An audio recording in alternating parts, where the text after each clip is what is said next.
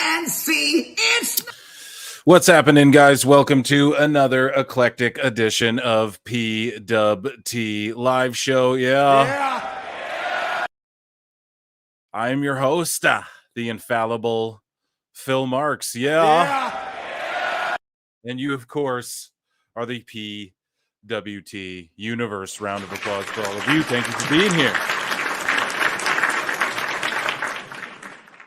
As everybody files in, make sure you hit that like, make sure you hit that subscribe if you are not already liked and subscribed, please and thank you. We are like 9 subs away, I think, from 4,000 on the youtube.com/@prowrestleclips channel. And we are like, I don't know, I want to say like maybe 90 or maybe less than that away from, or maybe like 10. I'm so sorry. I'm not a numbers guy, B. From 1,100 over on @prowrestleclips. So thank you all so much. I acknowledge the PWT. acknowledge me. It is hot as sin. I apologize if you hear fans going. It is quite bubbly. Quite toasty out there. How you all doing, chat? I hope you're all doing well. We've got a lot to get to. You guys noticed the last few shows we've been firing through Phil Marks bookmarks, and every day that we're not here talking together, I'm accumulating more. And Meltzer said, "What is sending me more?" And yeah, we have Dynamite coming on tonight in about 15 minutes or so, or maybe less. But that's not even the focal point of tonight's show. The focal point of tonight's show, how was the wedding? Shaggy, it was really good, actually. Thank you. Was that last weekend? And guys, if I'm Robetronic, sorry, StreamYard is running like shit. I don't know what to tell you guys. Sorry, YouTube, cussing only 4 mins deep, but if I start going Robetronic, you guys just let me know. And yeah, we're going to keep things moving tonight. Shout out to Nisha Lane, mod in the chat there, and member for 2 months. You guys consider becoming a member. You get a green thing on your name. I try and show all of the member chats during the live shows, and you get access to members only shows, which I'm a big fat phony. I'm a big liar about, and I never get them to you guys when I'm just so busy. You know what I mean? But I promise it's going to happen more. I'm streaming more and more and more and more and more. I'm trying to. I want to start doing something for NXT too, because it's just the most fun. You guys want to hear me pop and mark out every week. NXT is just banging. So I want to start doing more streams where we just watch more like WWE too, not just AEW every time. You know what I mean? So we're going to do that for sure. And yeah, it's 99 cents to become a member, and you just support this channel. You know, that's basically the main thing that it is. And you get acknowledged. The tribal chiefs on the recorded podcasts get acknowledged. Brought you guys some. Oh, we have Gilgamesh here as well, a member for 4 months, saying, "We are the youth gone wild." Oh, I do have a guest here. I look and see it's not just me. So many others have stood where I stand. We are the young, so raise your hand. They call us problem child. We spent our lives on trial. We walk an endless mile. We are the youth gone wild. We stand and we won't fall. We're one and one for all. The writing's on the wall. We are the youth gone wild. Let me get wild. Yay!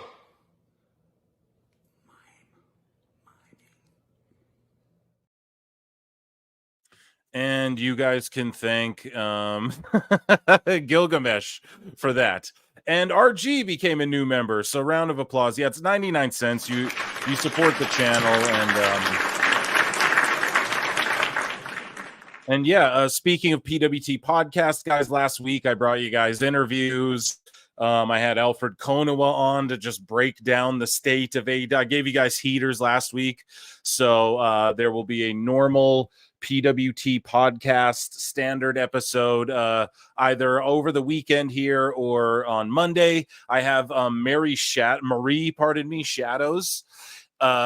You guys might not be familiar with her, but she is out there grinding, and she used to, I believe, work for WWE Network. I'm like 99.9 999% sure that she worked for WWE Network. She works for or with MLW, right? I don't know if it's an independent contract she works for. I don't know. We're going to break it all down. And she like does the Lord's work and is a female who legit covers New Japan and stuff, you know, like legit is into it and, you know, covers the stuff that here. I got to close my window here. You know, she covers the stuff that, you know, not a lot of people do just in general. And yeah, she worked with WWE Network before and stuff. So yeah, she's going to come on the show tomorrow and that'll be released probably the next day, you know, so Friday morning, expect a pod.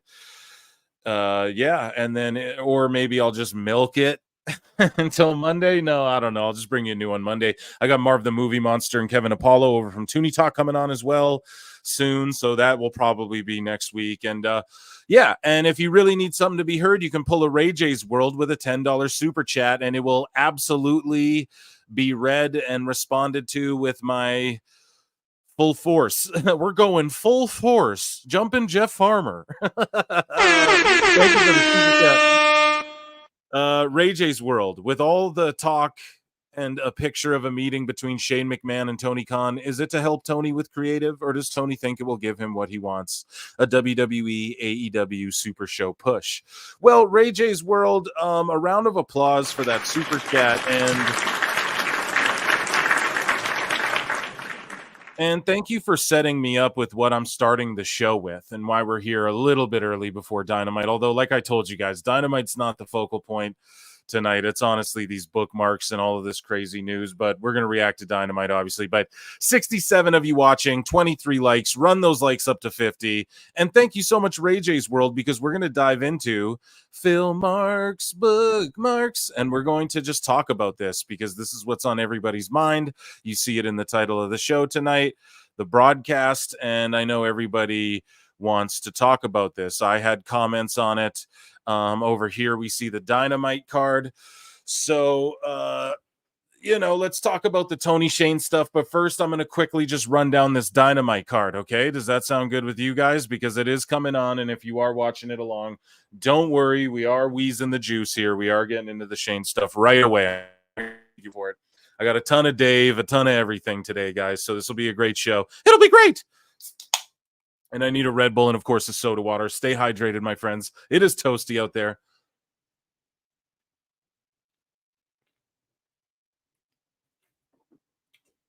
All right. So let's break down this Dynamite card quickly. Sorry, guys. I feel like here we go. StreamYard's acting fucky. It's not good. Here we go. So tonight, they're at the BSW Arena in Greenville, South Carolina. Pardon me, Will Ospreay and Lance Archer. Cool to know he's still in the company. He's always begging to get on TV on X. Shout out Lance Archer, huge fan. We got Danielson live. Okay. We'll hear from Mone. Okay. You know, I've been liking what her and Britt and Camille have been doing, but whatever. We got Hangman versus Allen. Okay. We got Willow and Chris Statlander in a CMLL World Women's Championship Eliminator match. What the fuck, you know? Then we have the Conglomeration, which is I guess the team name for Ishii, Orange Cassidy, and Mark Briscoe, and they're taking on the Beast Mortis, Roderick Strong, and Roosh. Why is Roderick Strong in a faction with 3-4 other guys if those aren't his partners? Why is Roosh in a faction and in Los Facción Ingobernable? And why is Beast Mortis wrestling, taking Commander 20 minutes on Ring of Honor and then pinning guys on Collision and the refs don't realize it? Now he's on Dynamite taking on the Conglomeration like this is a faction. I really don't know what they're going for here with all of this. And then we got Mariah May sit-down interview with Renee Paquette. So personally, I'm not jumping out of my seat for any of that. I got to be honest. Now, Ray J Super Chat. How does that tie into the Shane McMahon, Tony Khan thing? You covered a lot of bases here, Ray J. Thank you. I'm going to take that off the screen, but I got your chat right here. I might pull it up to defer or refer to it to make sure I cover all my bases here. So, you know, first things first, I see this. picture, and you guys know your boy Phil Marks here. I'm gonna fucking psychoanalyze this. I'm gonna break it down. I got receipts, I got past things I brought up, I got everything ready to go here. Okay, so we're gonna pull out the Perry pack before Dynamite starts. We're gonna dive into this story.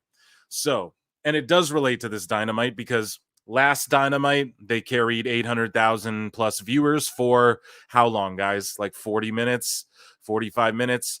The show before, the Ospreay match with MJF, they carried over 800,000 for about an hour, over an hour of that show. You got to give them props where props are due in that regard, because we are getting their numbers like 600K. So if they're doing like a legit 800 some for like a chunk of that show, we're going to give them not just one segment, but we're talking, and not the lead in, not the start of the show. We're talking like if they can do that throughout a match, okay.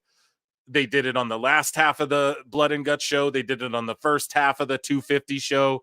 If they can somehow mesh that together, they got 800,000 people watching the show every week for the full show for 2 hours, right? They've shown they can do it in either of the hours. And to me, this Shane McMahon, Tony Khan thing is Tony Khan trying to drum up some interest for this Dynamite that is absolutely zero interest. Not everyone, but you got to think a bunch of people, maybe not a bunch, maybe 50,000, maybe 100,000 are going to stay locked in throughout the night to see if and when Shane McMahon might appear. Maybe Dynamite starts and we get the old WCW and it's just Shane McMahon. Now, I don't think they actually came to a deal. I don't think there's anything like that, and that's why this got leaked. So let me break it down. First, I need a smoke in Minecraft. Chat, how you doing? How you doing tonight?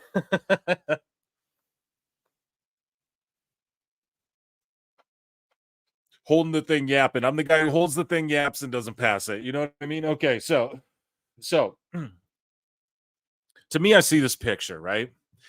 And immediately I pop. And because just of the fact that like it looks candid, he's got a soda water, right? Oh, soda water, it's great. And I pop. I go, this is hilarious. He didn't want this out. Excuse me. I'm sure the same reaction a lot of you had. Then, and this is the post I saw right here, was Wrestle Purists. Okay. So now this was a joint venture.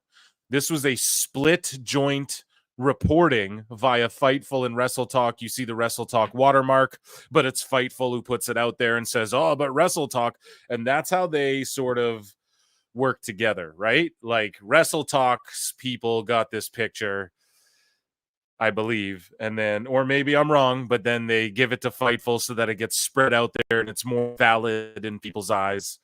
Whatever. I don't blame anyone, but Wrestle Talk, because Wrestle Talk's delved into the gimmicks, sort of. They do the gimmicks there, you guys know. So, yeah, I Wrestle Talk snapped the pick, clearly. Now, Wrestle Purist says, Tony Khan had a private meeting with Shane McMahon this week. The meeting took place in an office at a private Arlington airport on Monday. Now, some people are clowning it. They're like, oh, do people meet at airports? Do millionaires? Yeah, all the time. That's actually like a super fucking low-key place to meet, where we've broken it down on the show before, right? I've talked to Paul Nolan about it on the show, who's coming back on as well. ASAP.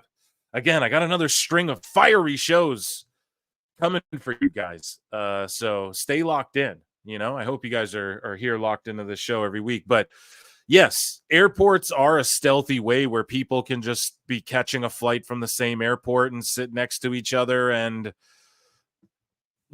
get some deals done on napkins, or get handshakes done, or catch up on where people are in life, right? That sort of thing happens all the time, especially in the entertainment industry. So yes, so they get a little conference room here. They show up. Now, this meeting happened on Monday. It's now Wednesday, the day of Dynamite. Okay, so here, we'll fucking hit an X-Files. But, I mean, right? It's Wednesday. You know what that means. They're desperate for ratings and they're going to try and pop some. So that's why I think this was I don't think a deal went down. I think that this got leaked purposefully to try and garner interest for this Dynamite, because they're trying to keep the run of hot shows, because the WBD deal is on the fence, and they're trying to keep a run of hot shows going into All In. Now, to take it even further, here's my conspiracy. I'll give myself another X-Files. I believe that Tony McMahon, I believe he was in on somebody coming in and taking this photograph. I truly believe that. Look at how he's like Shane McMahon looks like a dude with his pants around his ankles, but like a guy who's trying to seriously talk business and creative, and a guy who someone just walked in the room and he's like, "Oh, is that your assistant?" And there's just a photo being snapped. Tony, after I sat on this and looked at this picture for a while and thought about this today, PWT Universe, Tony looks like he's in on it. He looks like a guy who's like awkwardly pretending to be like, oh, pardon, we're having a meeting here. Oh. That's what Tony Khan looks like. So I think he was in on sneaking a photo that he could then have to get out to the public in some form or fashion. Now, you can call that conspiratorial, but we know how Tony is with the fucking dirt sheets. He was raised in the darkness. He was born in the darkness. He loves the dirt sheets. He loves the dirt sheets, man. He thinks this is the way to do it. He thinks catering to the dirt sheets and that whole fucking world is the way to promote your brand, to promote your business. He likes it. He likes when the sheets are talking about him, you know, and they like when he's talking to them. I feel like this looks like a frustrated Shane. I tweeted it out, trying to negotiate with his child their bedtime. You know, that's what it looks like. And Tony looks like fake shocked. Like, oh, you're here, but let me kind of block my vision from Shane because I knew you were coming in to take this photograph and put it out there. Now, who knows? Maybe I'm making shit up. Maybe I'm just talking mess, but I believe this was leaked intentionally on Wednesday. And the reason it didn't leak, why didn't Wrestle Talk leak it Monday? Oh, well, because we needed, hi, I'm Ollie Davis. And actually, we needed Fightful and their sources to confirm the photograph that we took before we put out the story. Nah, dude, like, how it's clearly, is it AI? No, then where? It's not like this needed vetting.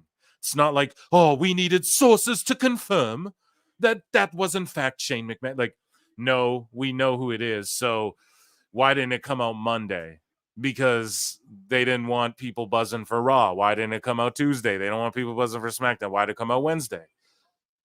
Because they need buzz for this Dynamite, and I think they hope that 800,000 people are going to tune in case we hear, here comes the money, here comes the checkbook. That's great. You know? And I'm not the only one who thinks this, right? This narrative's being floated out there by the likes of Bryan Alvarez. Now, I'm going to reserve a flute for a minute, but make sure you guys run those likes up and we'll get some flutes. But here's Bryan Alvarez basically stating the obvious.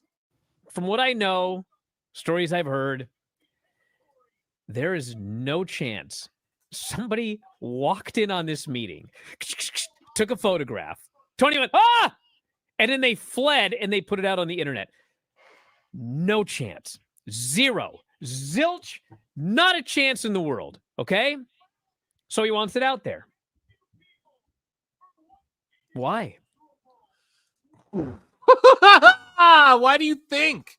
Well, I don't know what's going on. I don't have any inside information on this one. But I don't know, man. I think Shane's coming in. I think he's coming in. Why would you leak this?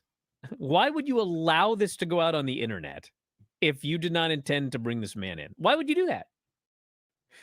Because you want people to think he's coming. This is why. Why would you put it out if he is coming in? It would be the biggest oh my God moment. Now, this is where it gets me thinking, guys, okay? And that's why you're all tuned into this show, because I've been covering this extensively. I've been diving deep into the psychoanalyzing this shit on a deeper level here. So let's think about this, okay? Tony Khan infamously leaked the fucking Edge promo code for Edge's debut. Meltzer was talking about it. Meltzer was talking about Danielson like it was nothing. Talking about, I mean, Cole was we all kind of knew he's coming to AEW. We just didn't know when, you know? And so they kept Cole quiet, kind of, but we all kind of knew about it. Everyone was talking about it. And all of these debuts, like Keith Lee, all this shit, Dave has no problem just frivolously talking about this stuff, you know? And just stooging it for the sheets and trying to drum up the hype, which I've said for a year and a half, since before I ever had this podcast. I've been tweeting it out. This kills the anticipation for the fans. Like, if you care about AEW, you don't want to keep like leaking the big debuts and spoiling the but it'll pop a rating. Nah, but if people know and they get it out of their system too early, what it will do is, if we don't see it coming, it'll happen, and then everyone will tune into the show next week to see what's going to happen, or they'll buy the replay or YouTube, whatever, right? I don't think he's coming in because they let it out. But then at the same time, Tony Khan does like letting this shit out. Do you guys know what I'm saying? So I'm like in the middle here. I'm torn. I'm thinking, obviously, right? Now, do I make a bold prediction here? I say we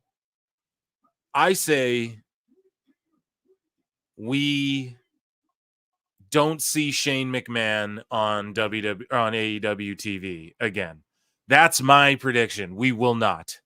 Watch me be wrong. Who knows? I don't care if I am, because I don't care. I'm just going to cover it regardless. My whole thing is this. I don't see it actually happening, and especially now because they leaked it. But that's Phil Marks. Like, I'm a smart person. So I have to like remove that to try and get into Tony's brain and Meltzer's brain and all these geeks. How does this work here? Do they leak it out to make? Because Alvarez like, well, why wouldn't they do it if he wasn't coming in? But like the smart thing would be, no, why would he do it if he was coming in? You would just let it happen. He copies everything else WCW does. You just have Shane McMahon go, I own AEW now, Tony. The EVPs brought me in, and I'm sure that's the discussion they had. I'm sure what the discussion is how do we get Shane McMahon to align with the EVPs and try and take over AEW and have Darby Allin and him jump off some shit together. That's obviously the plan, you know, Darby's team AEW, obviously, right? So, but like, it's not a money thing. Shane doesn't need money. It's not about that. So obviously he is interested in the creative aspect. Obviously he is interested in doing stuff in wrestling if he's talking to Tony.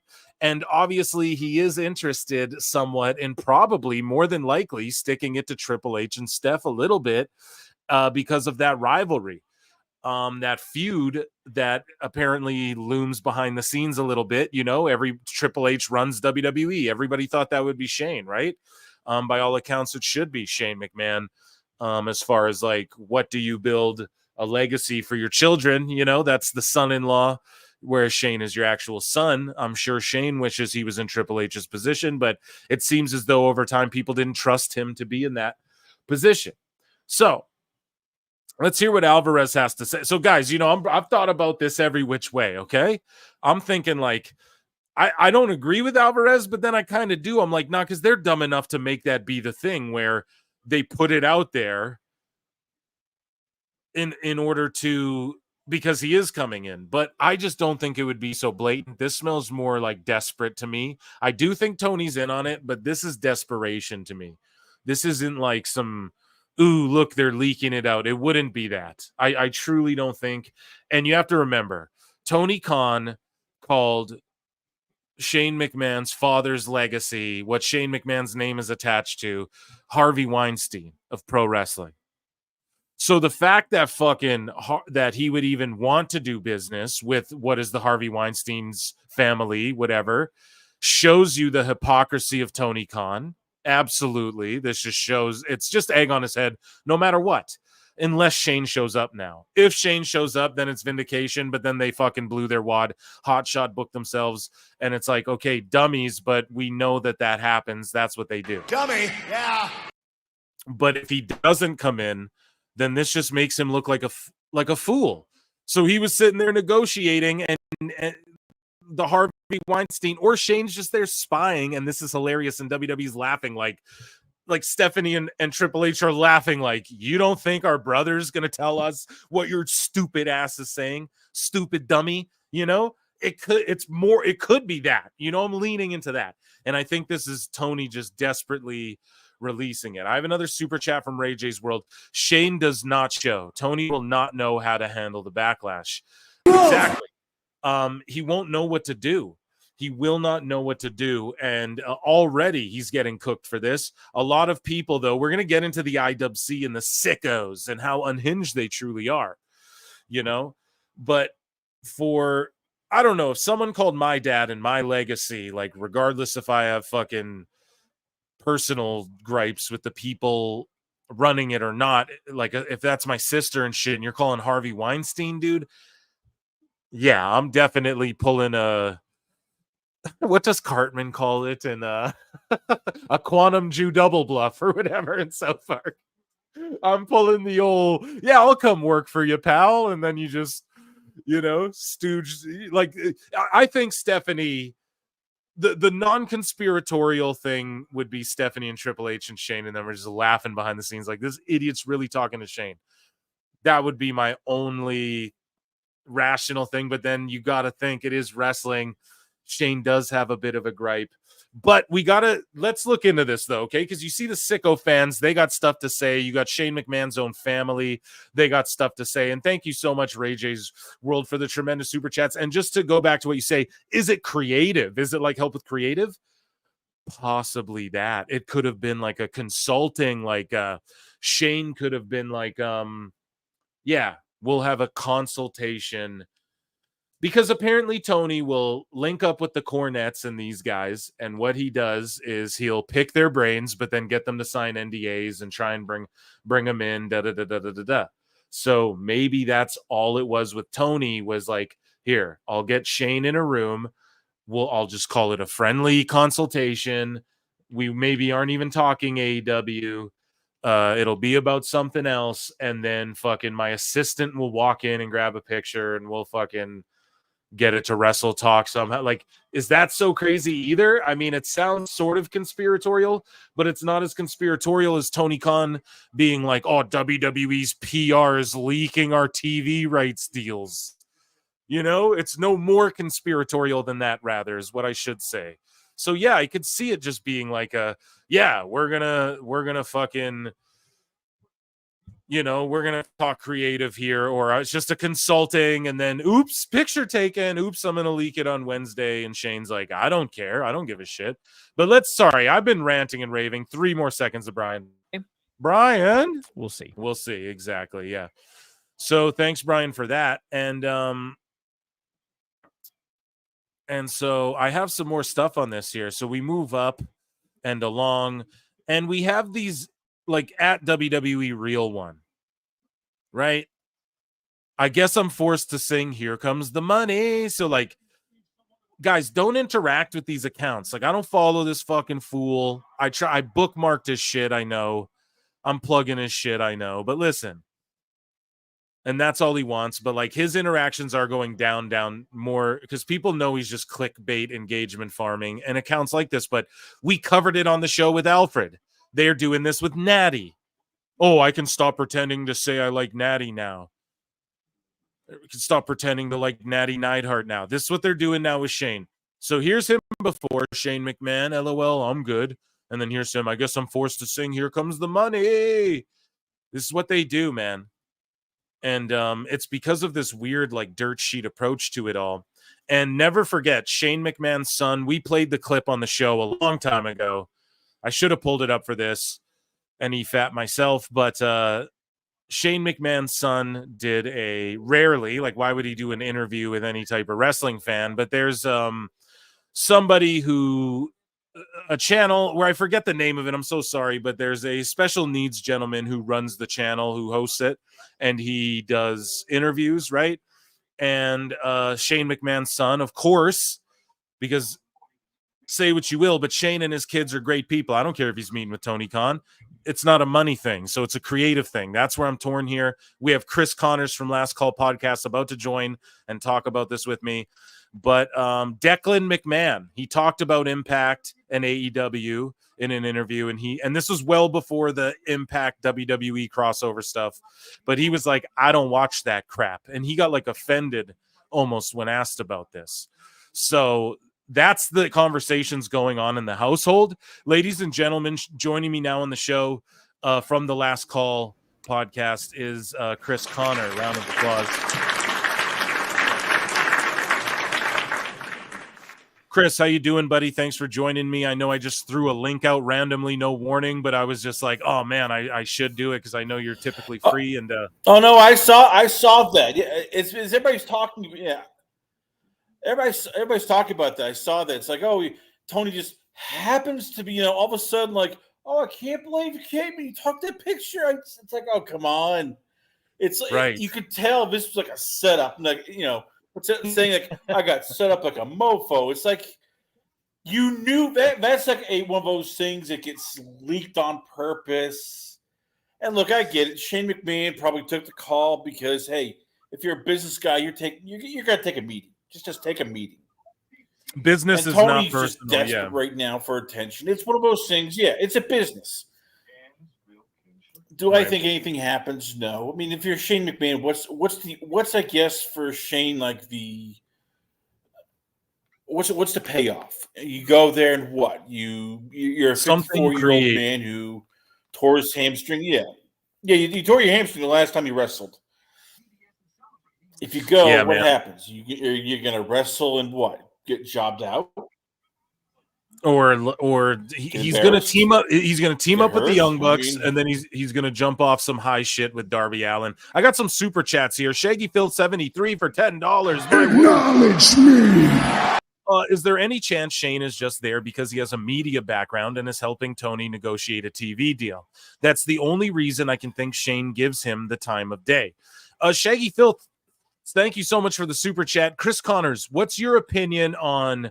Do you think Shane is there to help them negotiate a TV deal? My opinion, it has nothing to do with that whatsoever. It's literally for the purpose of Tony getting this sneaky little picture that he could put on the internet leading into All In.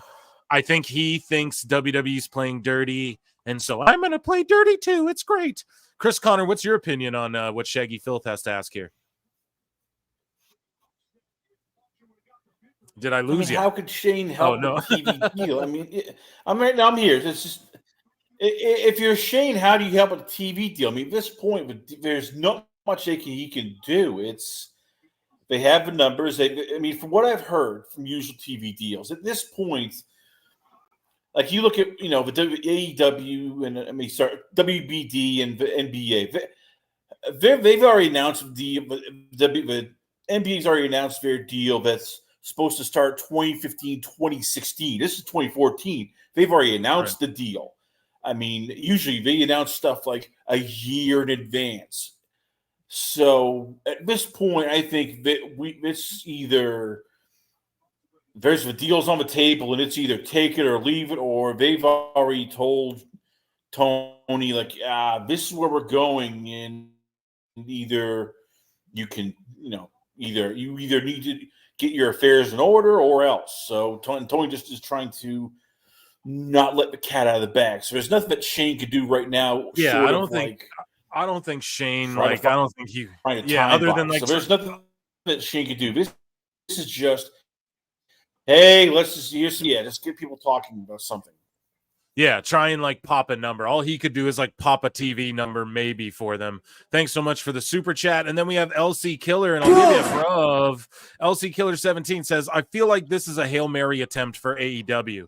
Yeah, that's more or less, it just smells like desperation. It smells like it just smells like desperation, and like he purposefully, like, why didn't this come out on Monday, period, point blank? If that doesn't tell you that the dirt sheets are working with Tony, or that he's manipulating them and then saying that everyone else is manipulating people and stuff like that. It just, this is the proof right there. Why didn't this come out Monday? Why didn't it come Tuesday? They waited for Dynamite. They were hoping to pop like a rating with it or whatever. Thank you so much for the super chat. Guys, there's like 105, 110, 111 of you guys, and it's fluctuating. Hit that like. We're only at 37 likes. Run those up to 50. Run those up to 100. Let's fucking go. Chat's going to ask for 69. But yeah, guys, I hope I covered that Shane stuff good enough for you. I don't know what else I could really add to it. It's all hearsay. We're watching Dynamite, so if he shows up, then, you know, we're going to have fun, like, popping at it and being like, oh my God, this is insane that he pulled this off, and how could Shane do it? And then everyone's going to be calling Shane a traitor and stuff.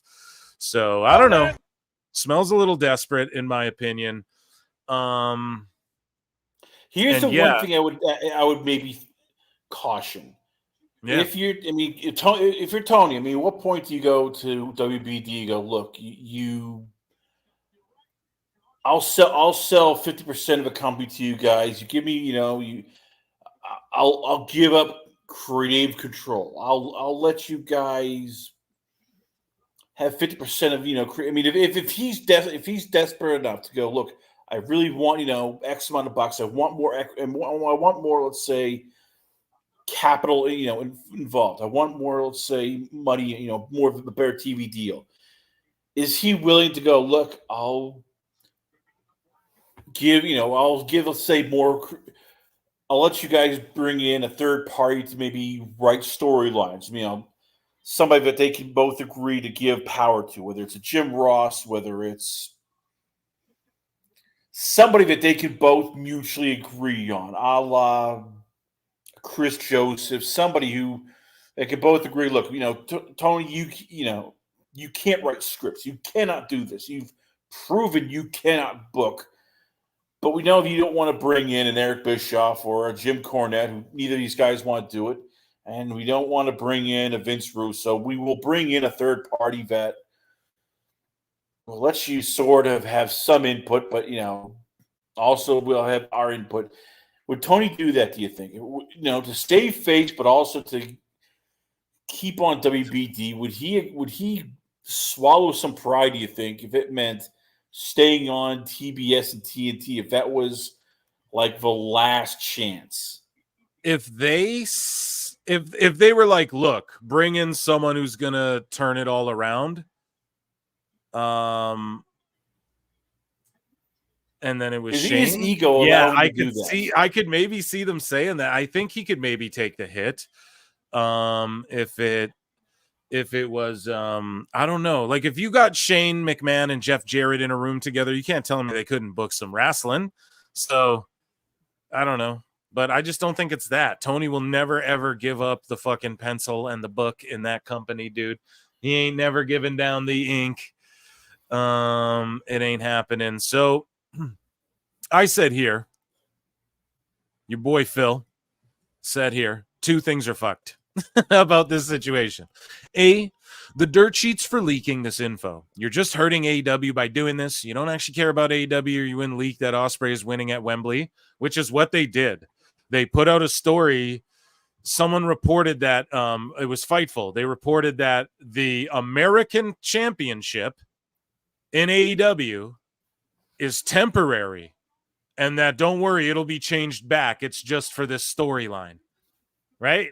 So they just told us that Ospreay's winning and changing it back to the international title at Wembley, and that this, MJF's whole thing is just right. They just said it. So, that's like 2 days or maybe two stories in the last 3 days where I'm going, you guys are just fucking stooging all the company's main shit. So why would anyone care?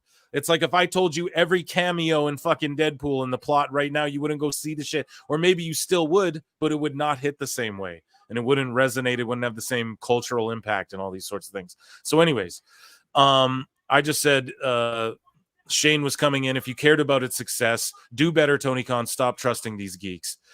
And then I wrote B, the sickos are going to pretend like they like Shane McMahon, and it's not going to do shit for their ratings because we know it's fake and phony. TK called Shane's father's creation Harvey Weinstein. The sickos attack Triple H and Stephanie McMahon relentlessly about how their father is a rapist, etc. Now those same people are going to pretend they love Shane when really they don't. And if he came back to WWE, they'd be clowning him. So I don't know. Those are the bars I had to spit about it, as the youth says. And yeah, that's about all I can say for now, right? Chris, do you have anything to add to that? Or is that, I think we summated we have a super chat here, actually. Scully Vibes for $10. Wow, thank you so much. Shane doesn't want his last moment in wrestling to be an injury at Mania. WWE is protecting him from himself, and Tony's willing to pay him to perform for ratings. He doesn't care about money, though, Scully. Salute PWT, like, subscribe, follow. Yeah, guys, 121 of you watching. We need 100 likes at least for me to stop asking. So we're at 42, man. I need 60 of you, even you hate watchers, you haters, bro. Hit that like, sign into YouTube if you got to do your thing. That's the best free way to support the channel. But Scully, you're the man. Thank you. And yeah, he doesn't need money, but you are right. They are protecting him from himself. And I do think there's like a creative itch. Like apparently Shane was always a performer. Same with Vince. He's like his dad, they're performers deep down. So I get that need to want to fucking do something. And we know he'll jump. We know that Tony's whole thing is, you'll jump off this thing with Darby and you'll be invading, like trying to take over AEW. And Shane's like, well, I don't want to come in and be fucking booed as like this invader. So how can we, it's just some bullshit like that. If they're even talking about that, it could be what Chris Connors is saying. It could just be, hey, we're moving into the Major League Soccer space, and we're wondering if you'd like to partner as a Major League Soccer team, buy into this new team. We have no idea what it is. It could be just a meeting. It's a meeting for anything. But if you're Shane McMahon, you take the call. You take the call because it's a business venture of anything. It could be AEW. It could be English Premier League. It's just a meeting. And if you're Shane, you go, all right, I'll take the meeting.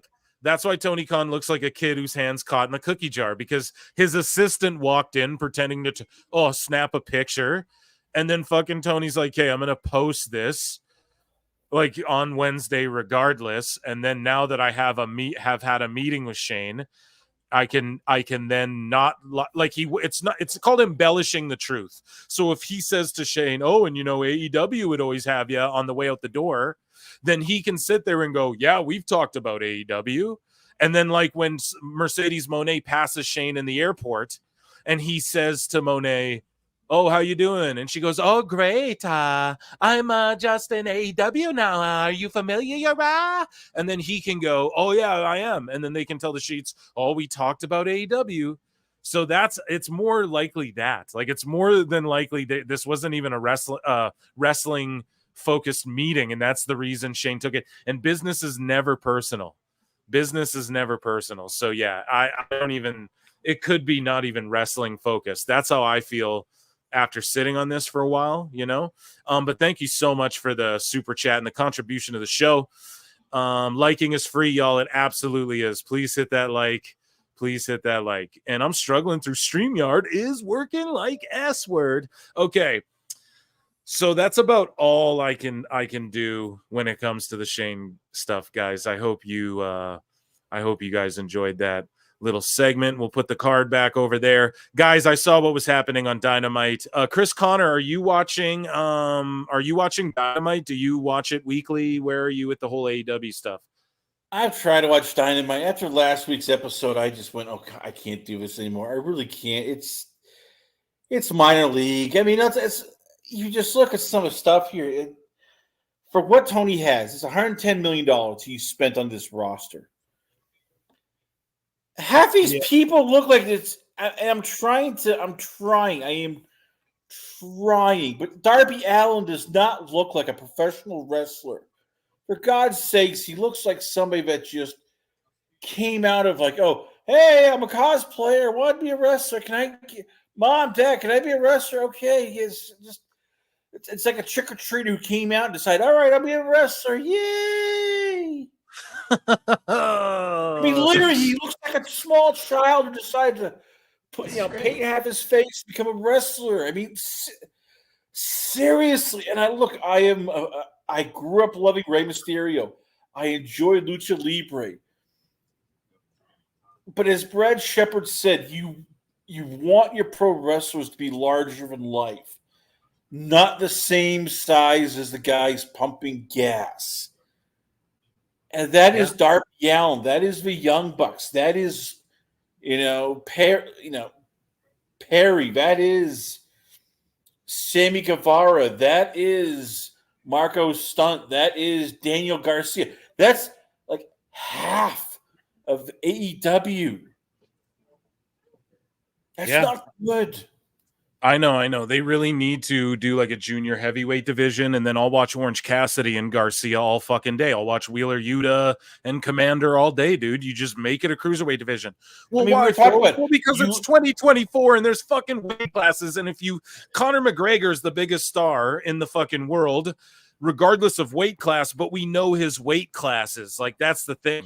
We know that about him. He fights guys his fucking size. It's not even that. You look at TNA, which everybody goes LOL TNA, but you looked at their main event, which was Slammiversary, their 6-way tag team or 6-way elimination. It was Moose, Macklin, Joe Hendry, Josh Alexander, Dolph Ziggler, Frankie Kazarian, and all of those guys are built. They're cut. They're over 200 pounds. They're over 6 feet tall.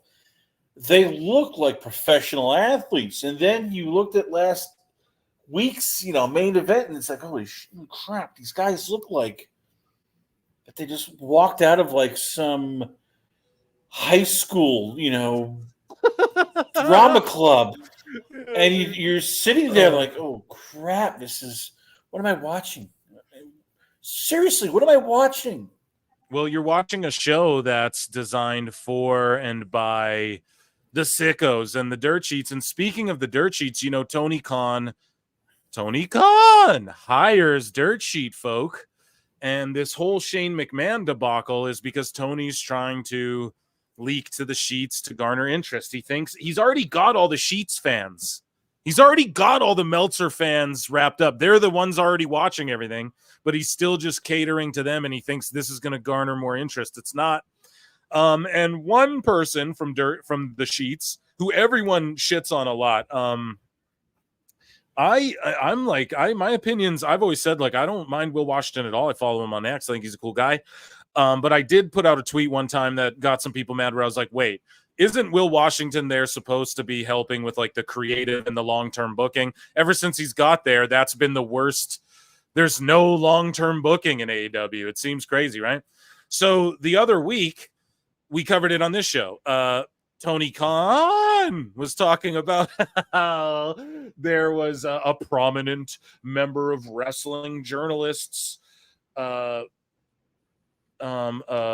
prominent member in wrestling journalism told me that WWE's leaking, or their PR's leaking information about our TV deals.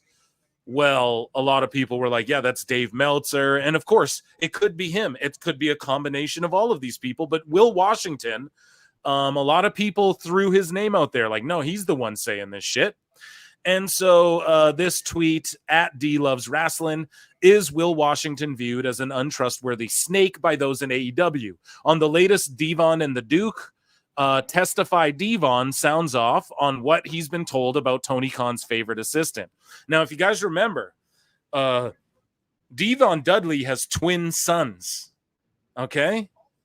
The new Dudley boys. No, that's not their name, but they wrestled in AEW like a handful of times in that pandemic era. They were wrestling. I believe they did work in Reality of Wrestling with Booker T in that.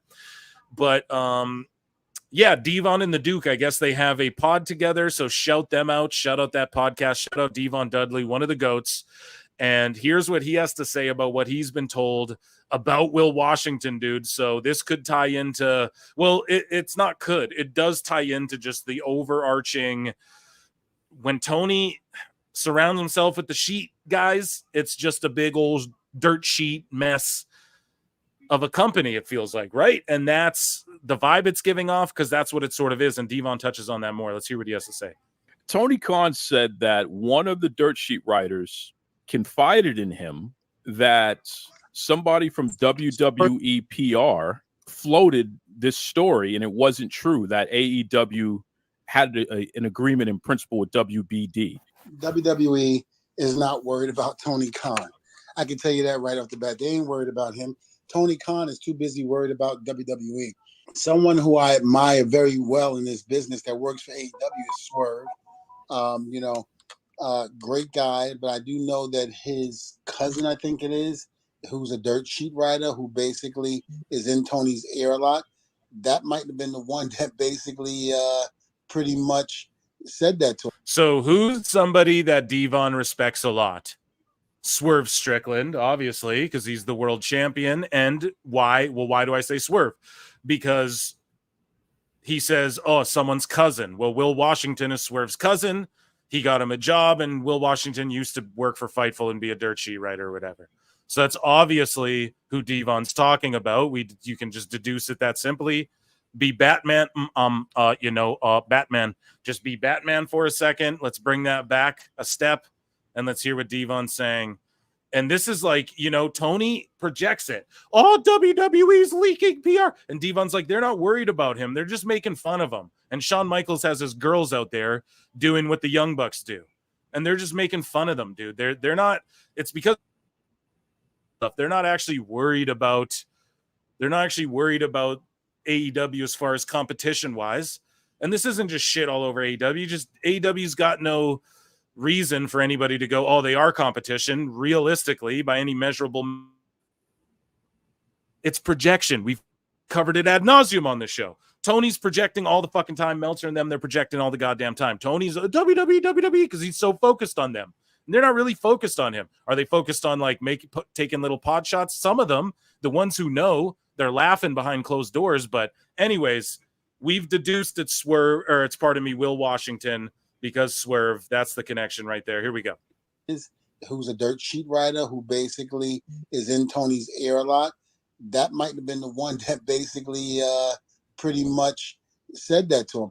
If it was Swerve's cousin that said that to him, which probably was, as far as I'm concerned, from my understanding, from people in the locker room, the 3 times I was there in the meetings, every single person said he's a snake. And they don't know why Tony Khan is trusting him. I don't know him personally, but in what I've seen and his demeanor and all that, I got to tend to agree that they're probably right. He can write whatever he wants to say about me, but the bottom line is everybody in that locker room thinks that you're a snake.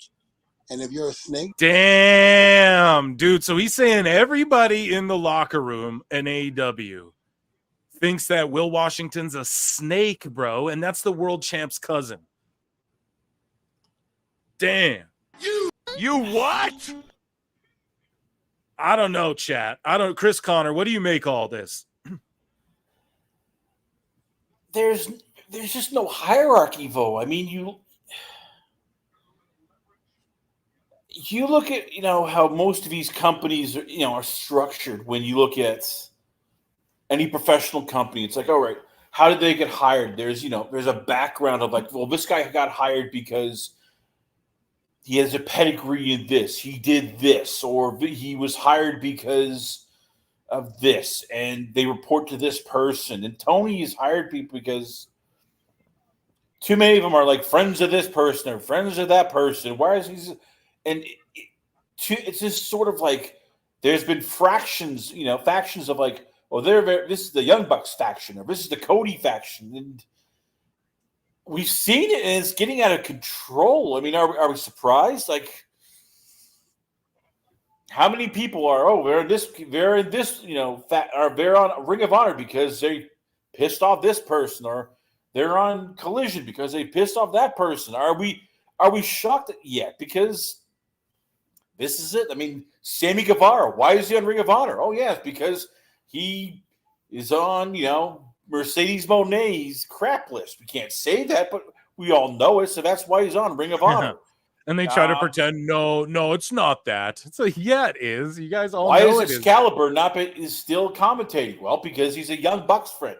We can't say that, but that's why we know. Why is Ian Raccaboni still commentating, but Kevin Kelly's not? Well, because he is a friend of the Young Bucks. Eh? But I mean, it's this is becoming sort of it's just Will Washington is connected to the right people. He knows the right people, and until this, it goes back to CM Punk's comments.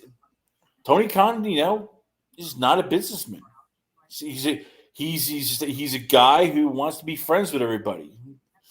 He's not serious about making money. I mean, if he was serious about making money, he would have fired a lot of people. At this point, he would have trimmed the roster down. He would have put certain people in charge. He would have hired certain people to write the show. He would have stepped back from being the the creative guy behind this.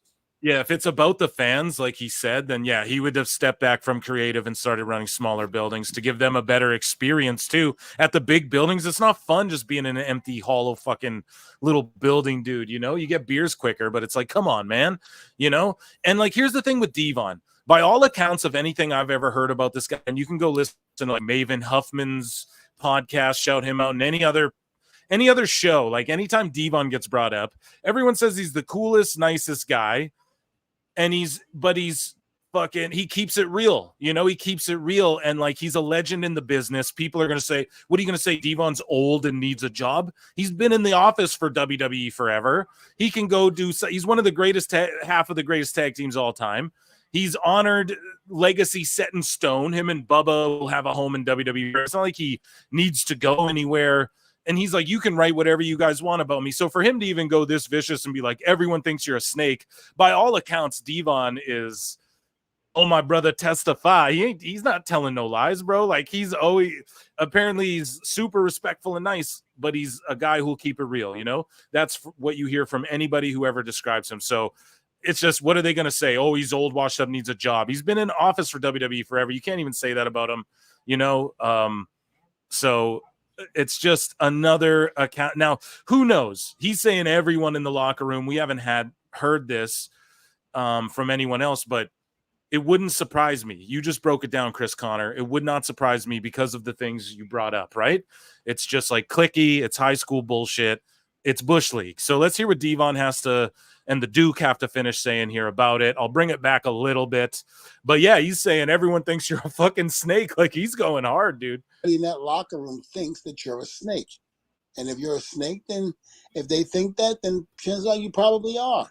Swerve's cousin, I'm assuming you're talking Will Washington, who Tony Khan hired. When I've asked the questions, who is that guy? I've gotten the same response from everybody. Even when I was on the Jericho cruise and his name came up, that Devon's like, whose man's is this? was what was being said.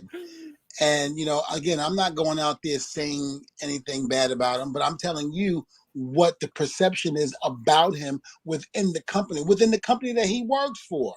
And these are it's just because these dudes just want to be friends so bad with him. And like, I won't lie, dude. I would love to be friends with wrestlers too. Explain to me this. Let me jump in quickly. Why was Will Washington hired? And then tell me what his qualifications are. I mean, because he just would put out positive press about AEW all the time. And once Swerve got hired there, that's his cousin. So that's why he got hired, like right off rip. I know that for sure. But what are his qualifications? That's another story. I'm not familiar with his whole background other than he was like a sheet writer for Fightful, right? Which, look, if that was, I understand if this was like college basketball and you're trying to recruit somebody, that I've seen that happen when you're trying to get like somebody to come to a college. That happens a lot. You'll hire, a guy's father to, hey, get him to come there. And usually it's one of those things. But if you already have Swerve, why are you hiring his friend? Because, well, he's already there.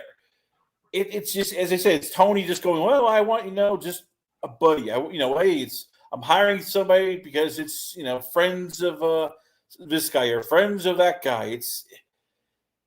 It's too many of these people. It's becoming like just, you have the Young Bucks, and all of a sudden, it's one of the Young Bucks' wives is like in charge of merchandise, or you have, Right. Yeah, no, Colt nepotism. Cabana's there. Why is Colt that, Cabana there? It's like all of these people are there, and you're looking, going, why are they there? I mean, QT Marshall, he was, his contract was up. Why did you bring him back? And all of a sudden now you're just going, yeah, because WWE didn't want him there. And that's WWE become the didn't problem want with him, AEW. Just too many people all of a sudden, are you friends with Tony or friends with this guy or friends with that guy. And the running joke has become, this is AEW. It is the retirement home for a retirement plan for a lot of wrestlers. No, you're right, dude. But it should be, we got to stress this here. Devon's saying, like, Devon's like, I'm around the business. He's like, I'm on the Jericho cruise and I'm asking people, who is this motherfucker? And they go, oh, this guy's a snake. And basically what Devon's insinuating is everybody goes, this guy's a fucking snake and Tony hired him because he's Swerve's cousin. That's crazy that he's saying. He's like, whatever, they can write whatever bullshit they want about me. So I don't know, man. Why would Devon just make this up? What does he gain? He isn't, but it's part of the problem with AEW. Is that you have too many of these people who I've got hired because, well, this guy is a friend of this guy, or this person is dating that person, or this person is married to, one of the CEOs or one of the VPs. And this is how you're getting. Yeah, let's let these guys finish this clip here. You're right, dude. It's a horse that's been beat to death for fucking months and a year, but this is just more evidence of it. So here, let's and his name came up. That was what was being said. And again, I'm not going out there saying anything bad about him, but I'm telling you what the perception is about him within the company that he works for. And these are people that say, well, I'm nice to him because if I'm not nice to him, he'll go to Tony, say something, I'm off for TV. Oh my God. I'm nice to him because if I'm not nice to him, he'll go to Tony and Tony will take me off TV. Oh my God. What? That's what I'm talking about, man. That's what I'm talking about. This shit is not. Oh, come on now, Chris Connor. That's not very fair, Phil. That's not very fair, Eric, to say that AEW. Come on now, Devon. Don't testify on this one, okay? That's not very fair to say that Will Washington's a snake just like that, just because everybody told you, including myself on the Jericho cruise. Oh, come on now, Eric. That's not very fair. If AEW is healthy, then Will Washington has a position here. Oh, come on here. Come on, man. I'm sitting here going, dude, is this really good for wrestling when this is the shit going on? Think about how much of a morale killer that is. My word, dude. To him, he'll go to Tony, say something, I'm off for TV. So I don't say anything. That's sad, dude. That's really honestly sad. Shout out Will Washington. I don't know. Oh my God. This is great. Never ceases to amaze me. LC Killer, I know you've been waiting a long time. I saw the super chat. We were onto something. I feel like something bad is going to happen at All In. Well, yeah. I mean, if something bad does happen at All In, then it could be the end of AEW as we know it. I'm not praying for that to happen, though. I really hope something bad does not happen at All In. However, that being said, thanks for the transition. SummerSlam is selling more tickets than All In, and Julian Weeks is saying that's not something I expected, especially since All In tickets went on sale 5 months before SummerSlam. That's crazy. And at All In here, we see at Wembley Stadium in London, 44,646 tickets distributed, not even at 45. I keep saying 45, and it's not even 45. So, I mean, I've been liar. And they're set up for 51,314. SummerSlam is set up for 55,667. They've distributed 49,459 tickets, you guys. Holy shit. They are doing like 50K. Thank you so much for the super chat. I will give you a Conan. they are doing like $50K for SummerSlam as opposed to this WrestleMania, the highest attended whatever, and it's about half the attendance, maybe a little more than that. And that's the shoot work number that Tony Khan worked as well. I wouldn't be shocked if last minute he buys an extra 10K and then he goes, oh, look, it did beat SummerSlam actually. Because that's what he did at Wembley last year, just out of nowhere. 10K tickets go, just disappear from out of nowhere. So whatever. I don't care. I don't want to hear turnstile numbers, whatever. And that's awesome that AEW is able to draw 44K. But domestically, man, where it counts for a SummerSlam, we see the SummerSlam card. Maybe we can break it down later, but yeah, WWE domestically showing their superior. Hats off for All In, but all of this shenanigans, all of this extra cope, all of the IWC being extra unhinged, it's all just to build up to All In. They want to knock it out of the park. They want to do a babillion pay-per-view sales. It's not going to do that. I think we won't hear anything about a TV deal until after All In. And I think Tony's really hoping that show goes over the limit, if you will. But let's be honest here, man. We're not going to call SummerSlam a B pay-per-view, but if we're going to tier them, right, let's say WrestleMania is the A or the S tier, then SummerSlam would be an A tier pay-per-view. And their A tier pay-per-views are doing 50K. Your WrestleMania is only doing 44 fucking K. And you can talk all the shit you want about Wembley, but WWE is going to show up to Wembley, do a WrestleMania there. I believe WrestleMania 45, and they are going to draw probably like 100,000 people. And then Tony's not going to have that either. And I'm not sitting here doing a point finger, let's laugh, haha, shit on them, kick them while they're down. But I just want to point out, like, that's where the desperation's coming from. I think Tony really thought they would do 50,000 and have to open up for 60,000. But no, it's not even doing 45,000. And if it does 45,000, I believe that's a $5 million gate. So boom, you got Mercedes' salary, let alone all the other wrestlers, let alone all the other. So this just isn't shaping up to be good. And like, they're going to get an underwhelming TV deal as well, by what it seems like. And you have Unhinged Mark's AEW lore saying, oh, it's been confirmed to insiders at AEW lore they're getting $1.3 billion for AEW. Don't listen to any of that. That's never going to happen. And it's unfortunate, man. It's unfortunate because Tony had this thing. We're at the 5-year mark, and it looks like we're just heading nowhere but down from here.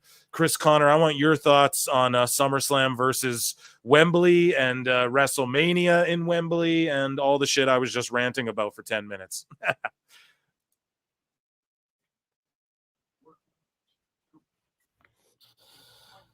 As far as Wembley, I mean, this has been a long time coming. I mean, they've been wanting. I mean, we've seen TKO or UFC for years. They've been doing overseas, big, invading over Australia, UK shows, doing, the O2 Arena, doing, Australia. So they've proven they can just sell out the big arenas. And ever since they bought, WWE, it's been one of those, we want to do the big stadiums in the UK. We want to do the big stadiums in Australia. Once Vince got pushed out, that became more of a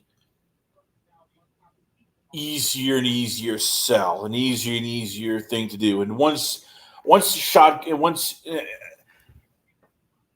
the London mayor became invested in doing that, all of a sudden it became full scale go. Now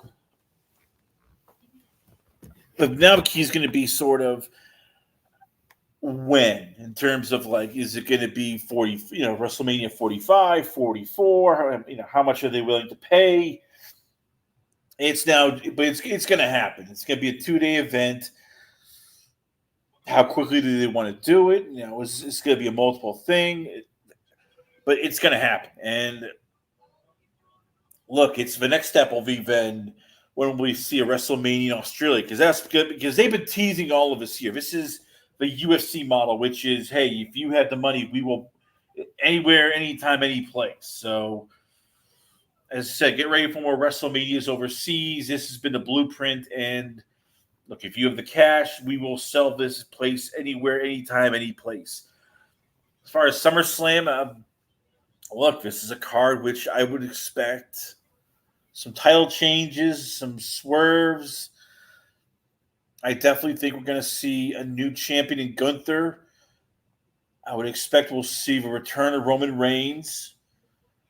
I'm looking forward to the card vote because I think this is going to be kicking off the fall season. I think we're going to see a lot of the push to the Survivor Series. We're going to start working towards Survivor Series. The War Games are going to start.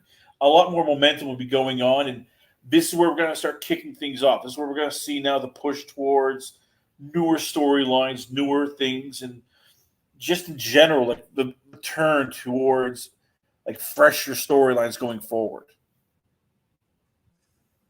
Well, let's hope that that is what happens. So, yeah, guys, that's about all I can add to the ticket discussion.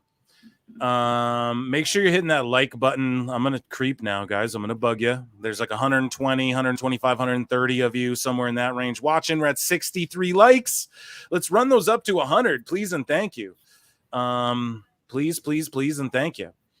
Daniel Bryan comes out. He's doing the yes chant. Apparently he trademarked, or he's filing for the trademark back. I told y'all he was going to get that back because WWE doesn't want no heat or no smoke with like any legal stuff. So he started doing it on TV without actually saying it.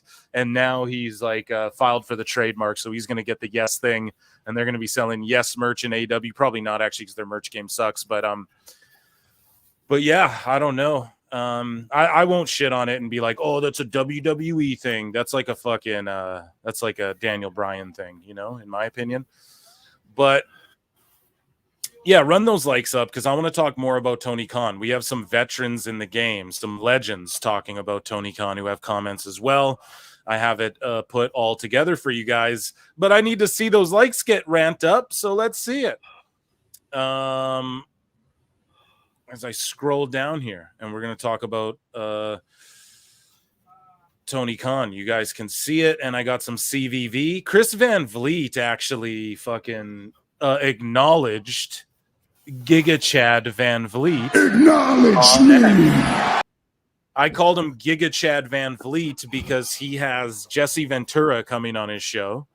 And what he did was during the interview, he got Karrion Kross to show up. It's not out yet, but he got Jesse Ventura on the show, and then he got Karrion Kross to show up and do his Jesse Ventura impression to Jesse Ventura. And then he got Will Sasso to call in and do his Jesse Ventura impression to Jesse Ventura. And so I tweeted it, and I was like, oh, my God, Giga Chad Van Vliet. And then he responded to it with a handshake emoji, and he was like GCVV. So he acknowledged Giga Chad. Acknowledge me.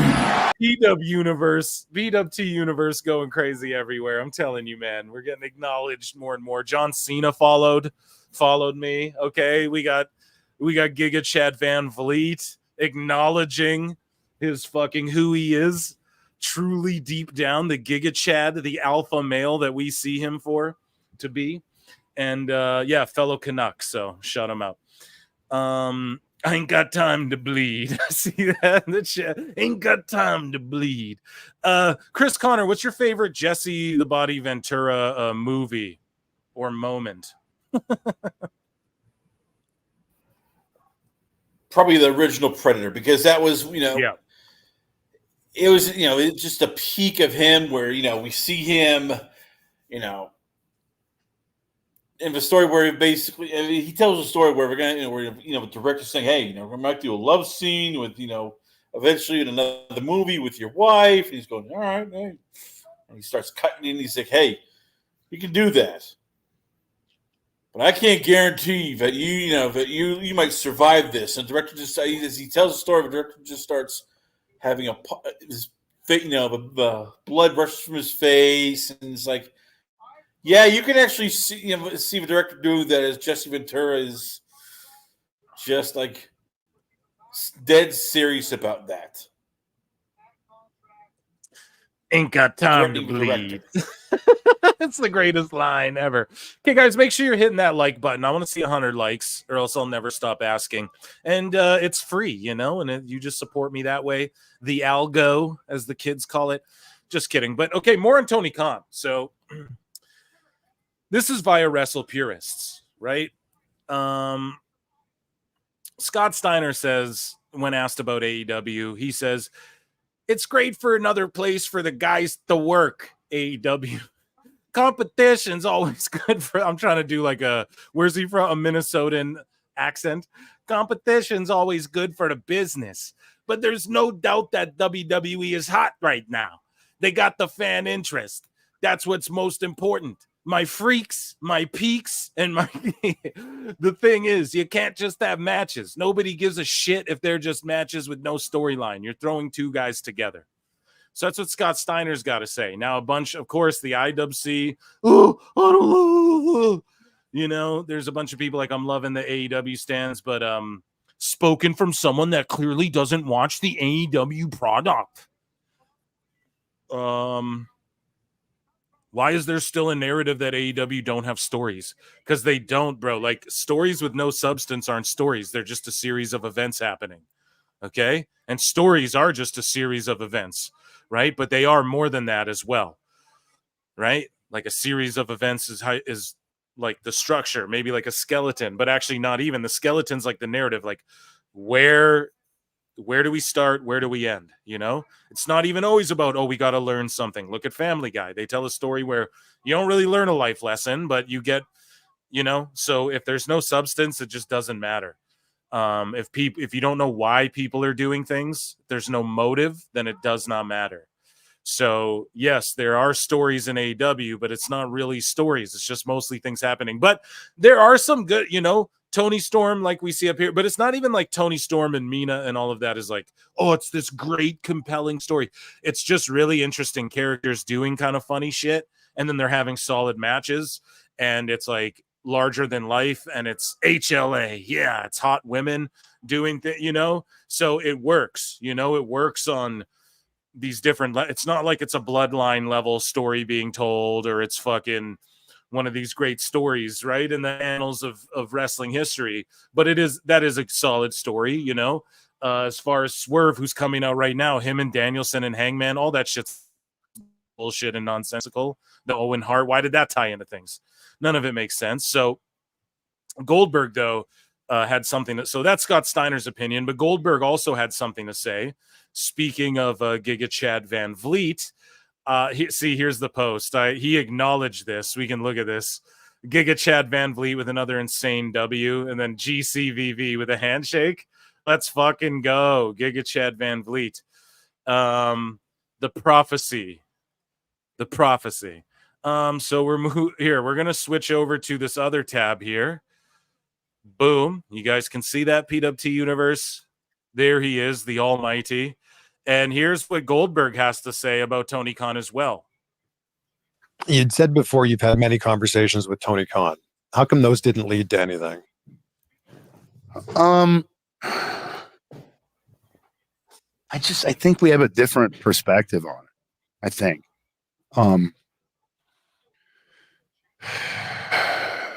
I don't know. I mean, it's hard for me to really pass judgment on their production because I don't watch it. I see clips of it. And it's hard to give a rational breakdown of how they are if I don't really watch it. So I don't really. I mean, that's an indictment right there. No, he reminds me of Dixie Carter. Is that a good thing? But a male version. I don't know if it's a good or a bad thing, but he reminds me of that scenario, and it's just a different feel. It's just different. Oh, come on now. Dixie Carter's great. Don't take shots like that.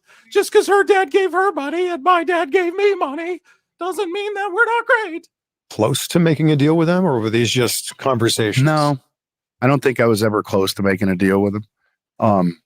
I think it was much more a realistic transition when Sting was involved, because that's why I reached out to Sting, because I wanted to be a part. I thought he and I could do a farewell thing at some point together, but it wasn't about me. It was about Sting.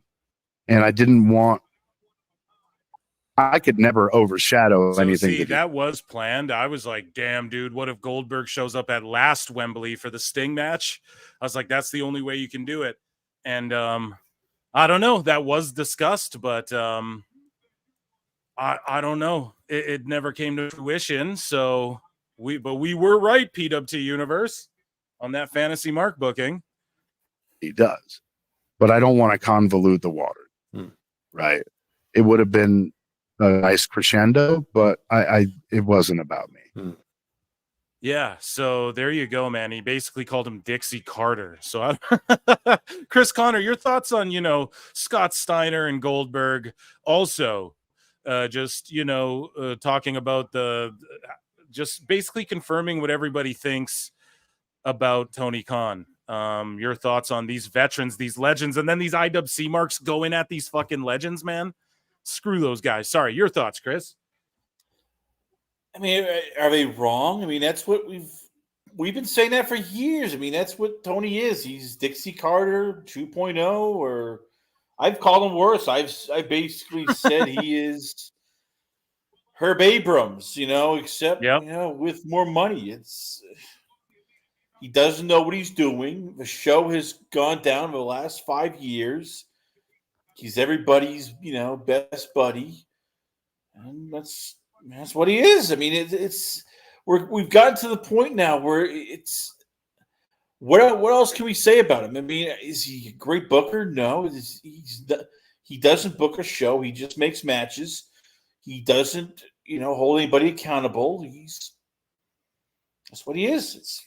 I don't know what else we can tell you. It's gotten to the point now where everybody has admitted that, even his critics, his friends. That's what everybody says. Oh, he's a nice guy. He's not a booker. Speaking of which, Kenny Omega at Kenny Omega Man X tweeted out yesterday. He quote tweeted, Gabe Kidd was saying some shit about Omega. I want you, like, to fight you, like, tick, tick. And then Omega goes, you must have forgotten that I work for AEW. Most of our roster are delusional psychopaths like you, so I'm kind of used to the shtick. I'll tell you what, brah. Go win that G1, and maybe I'll think about gifting you with the Kenny Omega touch, the same one that scored all your top talent that bag here in the US. Good luck. I don't know. I like this Kenny. Obviously he's working here, but I don't know. I think that's super funny. And I love when Kenny goes off like this. He was talking about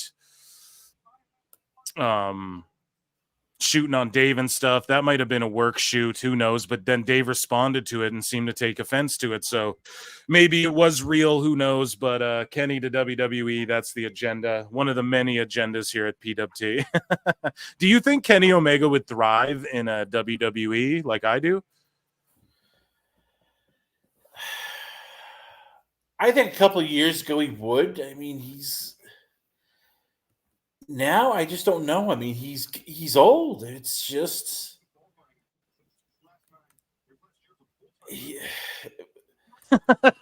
you're struggling with it. He's never been the greatest at promo. I mean, it's just there comes a time when your body gives up on you. I mean, we're not sure how his health is. We're not sure, what he can do anymore.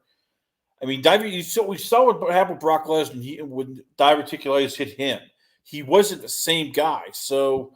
Right. Imagine what it does to a guy who's, not the athlete that Brock was. But then once Brock got rid of once he got his the surgery, though, he said he felt like he was fucking 25 again. So that was also a guy who was a freak athlete, exactly his best days. So yeah, I don't know. I mean, as I think Kenny, though, I think that.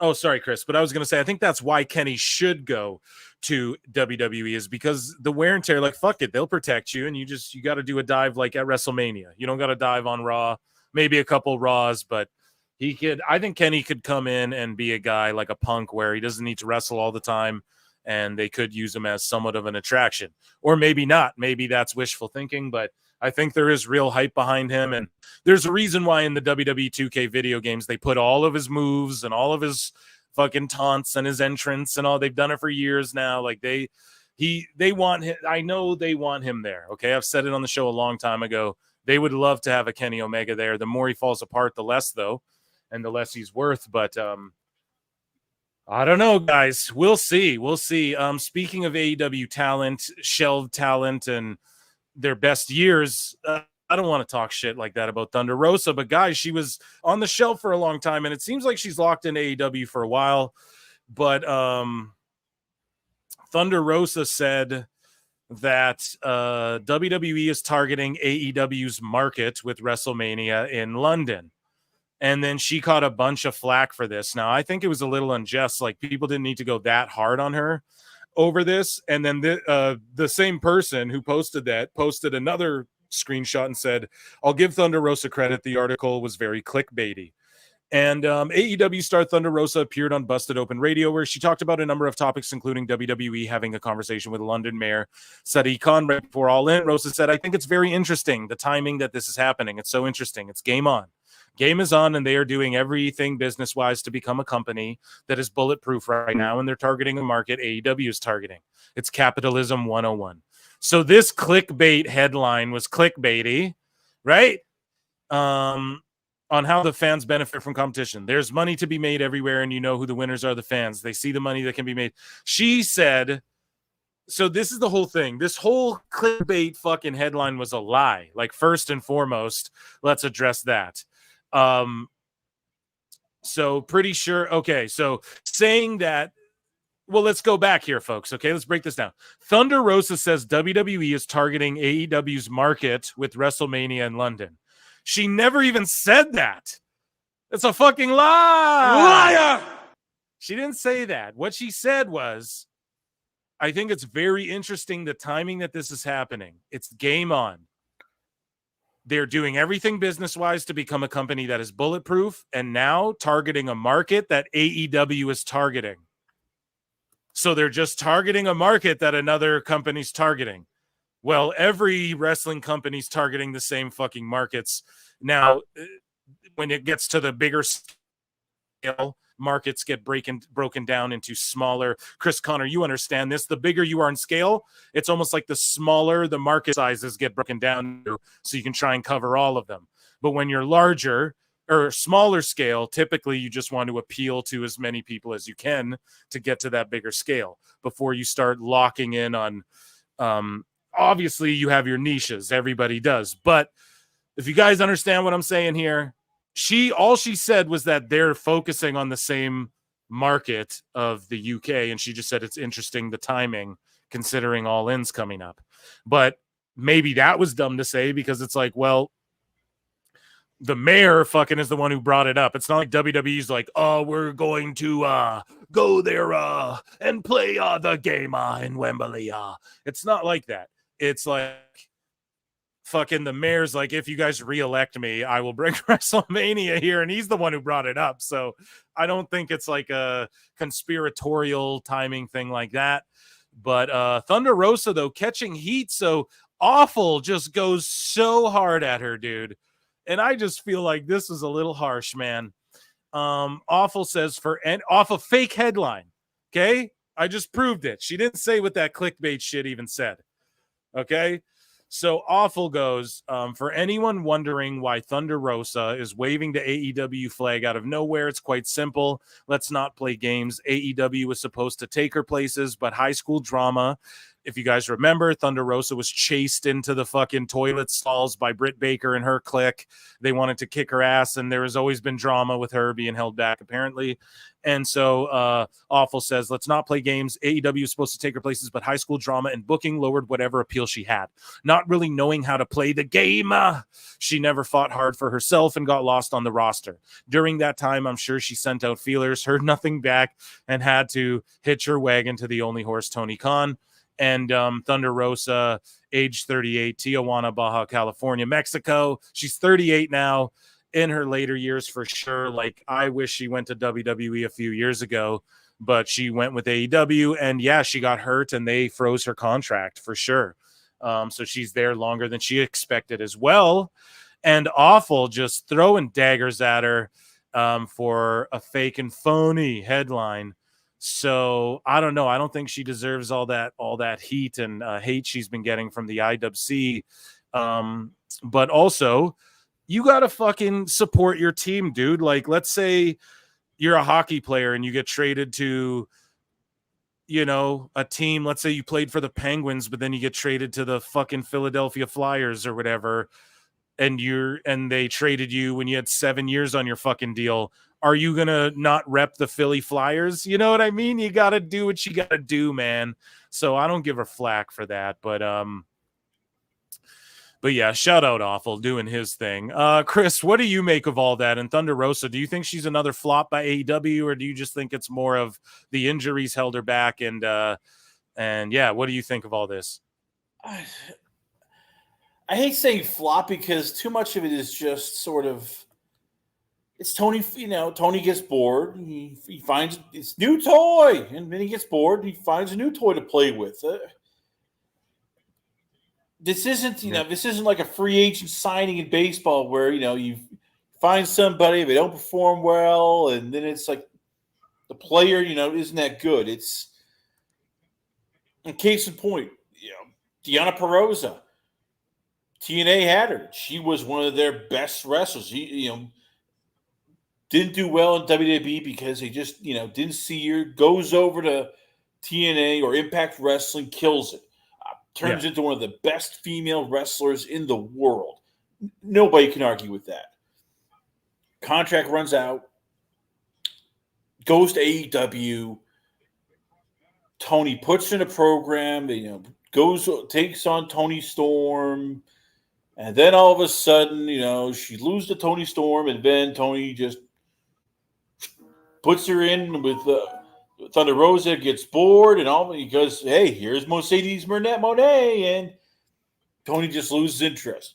Is it Deonna Purrazzo's fault, or is it just, hey, well, Tony gets bored because Tony, once again, new toy, yay! Yeah, that's Thunder Rosa's falling the same trap. It's out, new toy, yay!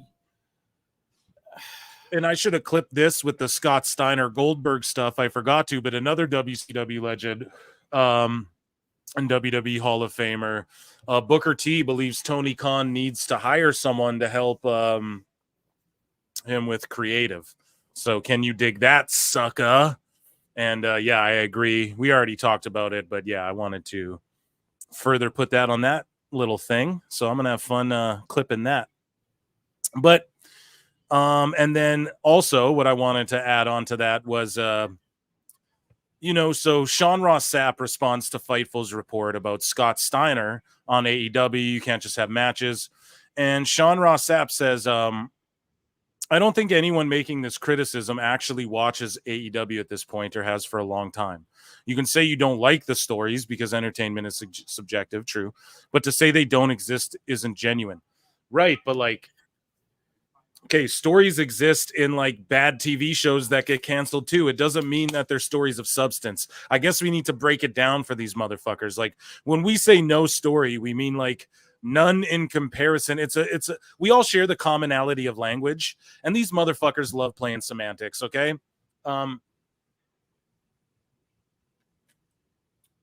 There are no stories. Let's face it right now. AEW right now has a 6-man tag match between Rush, Ishii, Toros, fucking yeah, versus Cassidy, one of the Briscoes, and what's the story between all these guys? They're literally that 6-man tag. Well, I guess so. I guess Briscoe, Cassidy, and other buddy are called the Conglomerate. Ishii, I guess they're a faction or something. I don't know, bro. I don't fucking know. I love Roosh and shit, but yeah. This isn't you look on Raw. It's for Judgment Day versus Uso, and then it's just been carrying on. It's Finn Balor, against Gunther, which was carrying on with Damian Priest and Gunther, and there was, you saw Sami Zayn, with Dominic Mysterio, with the ever presence of Braun Breaker. I mean, there was a storyline within this. There was, everything was connected.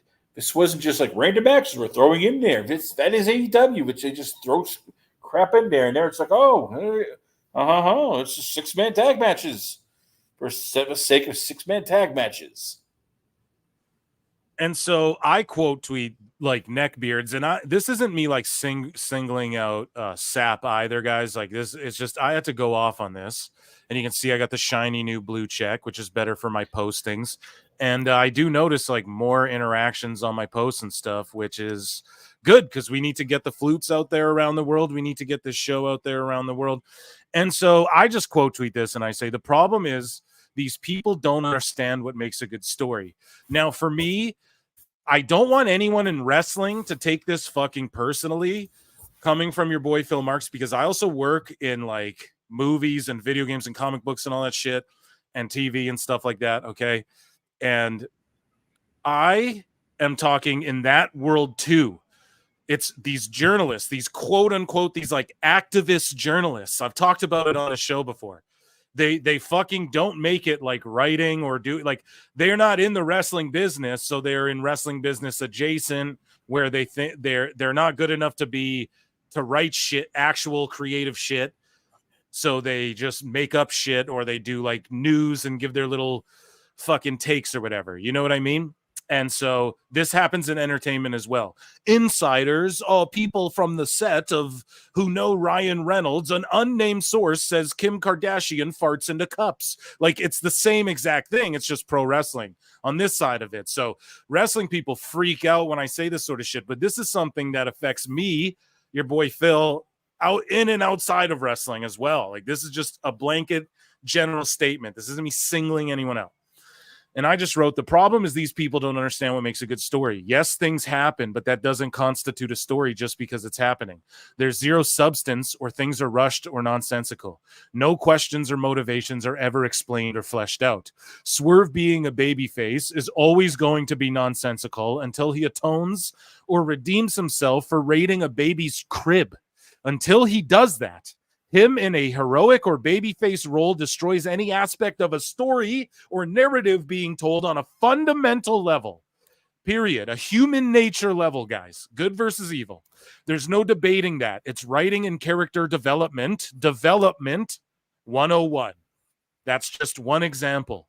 Dirt sheet writers especially don't know how to actually write or structure stories, or else they do that and not be hack pseudo-journalists.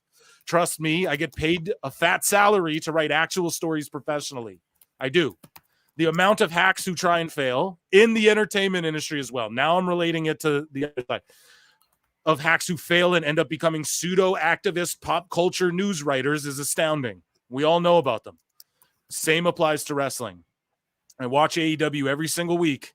Someone explain to everyone else 3 stories going into AEW All In and what they're actually about. Who's involved and what are their motives for their upcoming matches? Okay?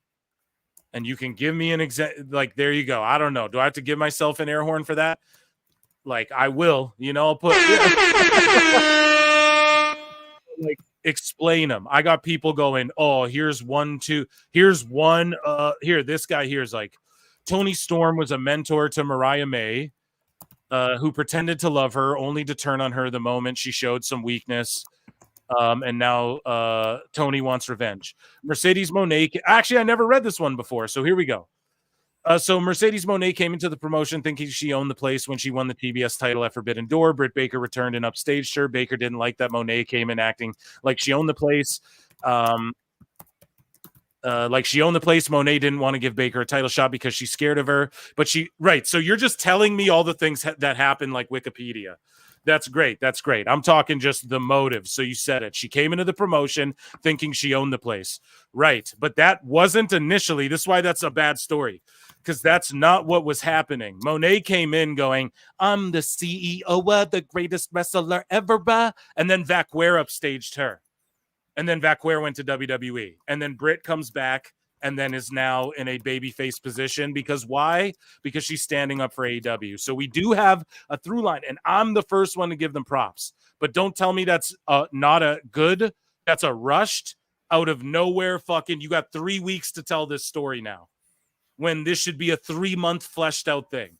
So that, no, I'm not giving you a pass fully on that one. But even though I'm the first one to put over Mone and Baker.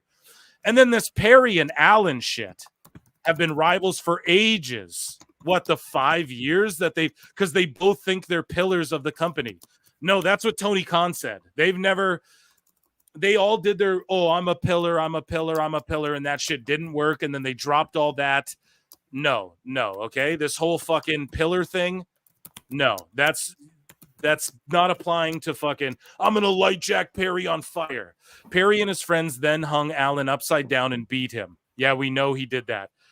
Someone also didn't Allen jump through a pane of glass trying to get, people have thrown him off shit. People have kicked him down fucking stairs, etc., etc. I know. Yeah, it's pro wrestling. Okay.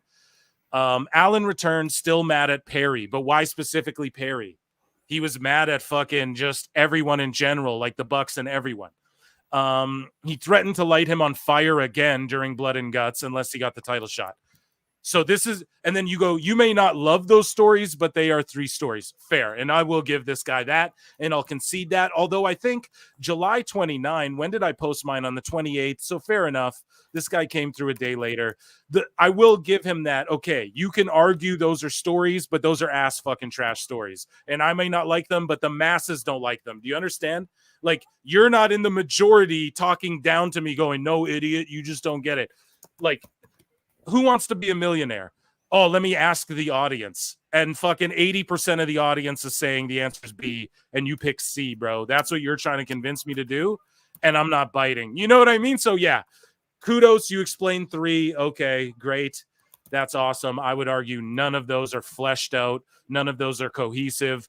You can't just have Darby show up for Blood and Guts after fucking Perry's been teaming with Okada and feuding with fucking beating up Tony Khan and doing all this other shit. That doesn't tie into the pillars when MJF, I don't know, to me, none of that is sensical. There's no beats to that. There's no rhyme or reason. Fucking, it's just, here's Tony Khan dropping Allen off in a van to try and get pops and say he's on Team Elite. Right? Like the story would be all the pillars who hated each other come together to defend AEW but that's not the story being told. One of the quote unquote pillars is siding with the EVPs because he got choked out by CM Punk. That's literally what it is. And they got punched out by CM Punk. So no, that's not like it's a nonsensical, and you can go, oh, you might not like that. Not like if a TV show is Breaking Bad wouldn't be TV show if that was the beats to Breaking Bad. That shit would have sucked. So you can't argue like that's I can argue that's a non-story. You know what I mean? So there you go. I just went off on the shits. Scully Vibes for $2 says SRS is a Lego head bearded mark AEW. Oh my god. You just had to give it to him, guys. That's my fucking rant and rave, though, about the storytelling in AEW discussion. Okay, like these veterans know better. When we say no story, we all share the commonality of language. You all know that we mean just like it's not good. There's no substance, so it's not there, right? It's like when you say this band fucking sucks. It's like, yes, are they skilled musicians who can sing and play instruments and most people can't do that shit? Yes. But what we're saying is like the fucking music is ass. There's no substance to this. It's hacky. It's rip off of other shit. There's no real structure to the album, let's say, just like in AEW. Everyone's saying it. So the excuse is like, oh, well, it's just subjective. Well, objectively, people aren't fucking with it. And a bunch of our subjective opinions is that it's ass. So what do you guys got to say about that? We're just like, and that's the majority of people. Now I'm also, if the majority of people say jump off a cliff. Yeah, but the majority of people don't say that because we're not dummies. Shut up, bitch. Okay? So stop with these. People want to play these fucking, I'm rubber, you're glue. I know you are, but what am I on that shit? Okay?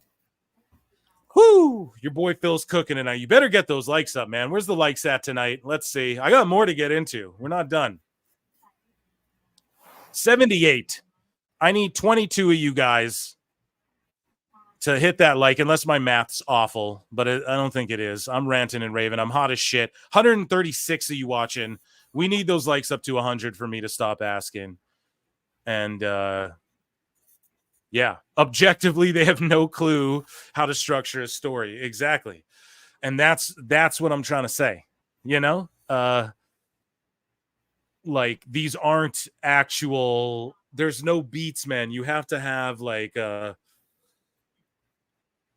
oh man, there has to be like an end game, and it feels like everything's rushed. So, and then they told us, like the dirt sheets told us, so MJF fucking changed the belt so quickly, like what, 3 weeks away from fucking the pay-per-view, and then they only started feuding like 2 weeks ago when they bloodied up Garcia. So it's like, you know, where the fuck is that's not enough time. People should be invested in this for all year almost, building up to, like, we had Cody and Roman all year. It built up to that, but then there were all these little side quests and side journeys for both guys. But at the end of the day, it was logical. And, you know, they attacked certain people they deemed threatening. The baby faces have to align in order to fight the fucking bloodline. It's like a Game of Thrones scenario where people are trying to usurp each other and take power. So you have that going, while at the same time you have the exterior struggles. So we see their inner conflicts within the bloodline. We see the exterior conflicts, that the shit they can't control, right? And that's all interweaving. There's none of that shit. None of it whatsoever.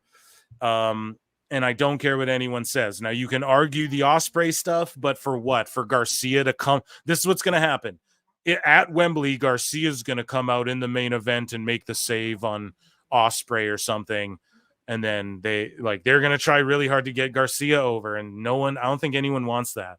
I think everybody's over that shit. So, yeah, I don't know, man. I'm ranting and raving about it. Chris Connor, what say you? Yeah, I'll tell you the one Chris person.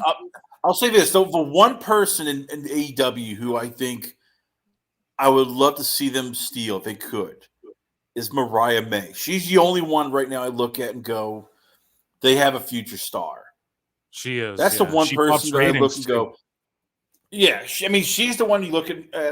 MJF, yes, but man, they are ruining him. They are just screwing him in terms of the way that they put either Daniel Garcia or the constant just shoving people, it's a baby face or no heel or no, let's do this, and just all this stuff. Tony Storm, some of this stuff is, I like Tony Storm, but sometimes everything just is, they've got to rein her in at times. It's gone way too much. Mariah May, to me, is just a one you look and go, damn, she's money. This is just money. And I just look and I still go, oh crap! If they have her lose to Tony Storm, I'll be pissed. I will legitimately be pissed because I can see Tony going, we're gonna have Tony beat her.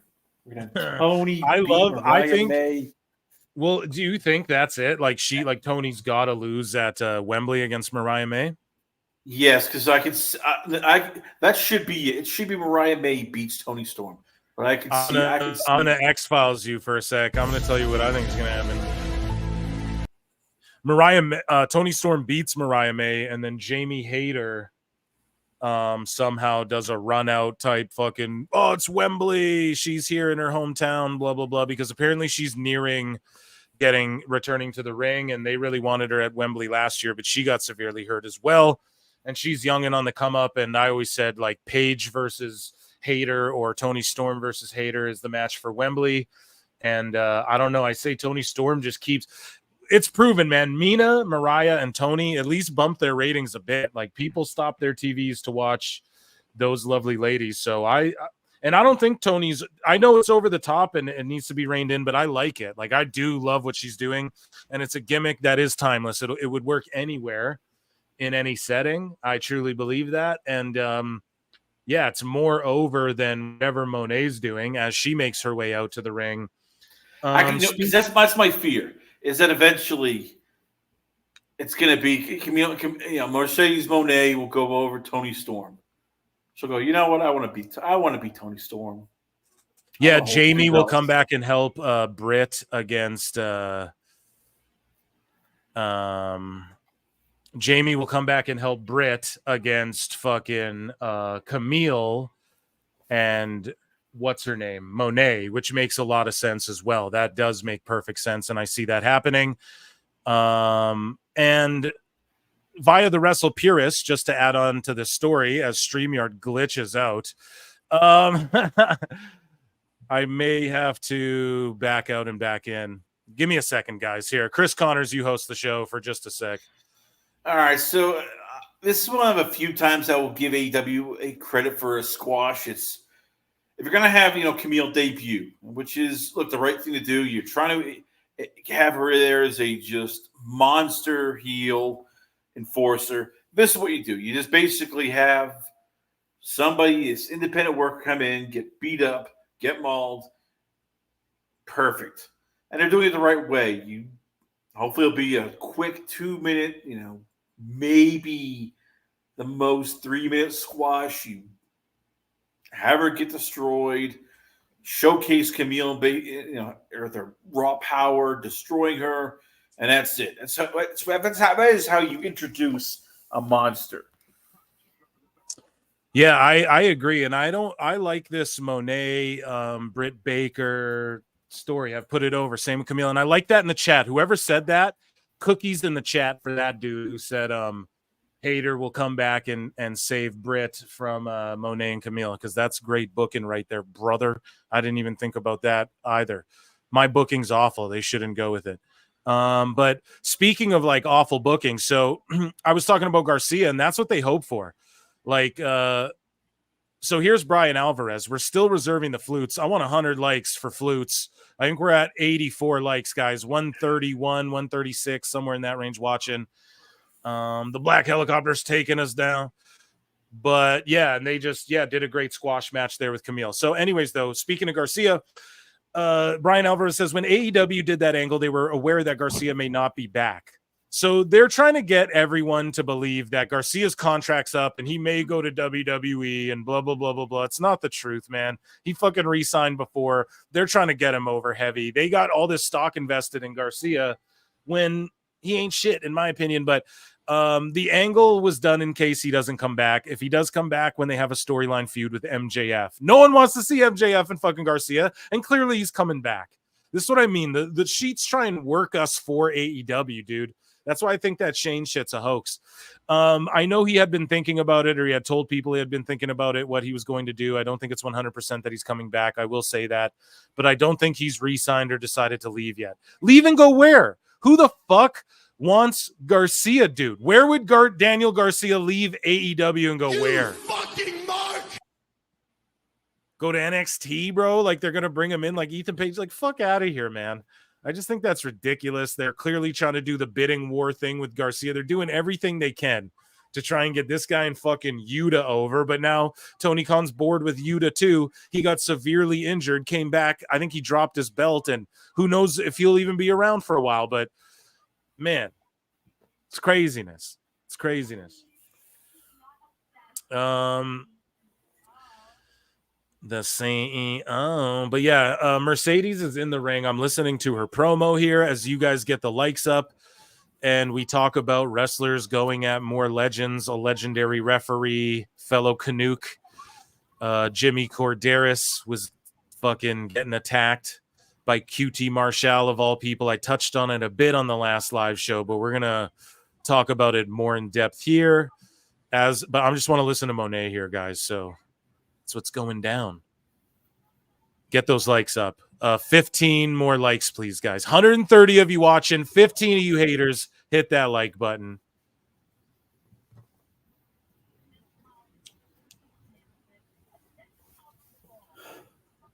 So she's saying, I'm about to turn this house into a mansion. That's how I roll. They're doing a good job of keeping Camille silent as well. I've put that over. Nick Aldis gave you the formula for how to book Camille. You just do that. And and then when she eventually does speak and turn on Monet, it's going to be glorious.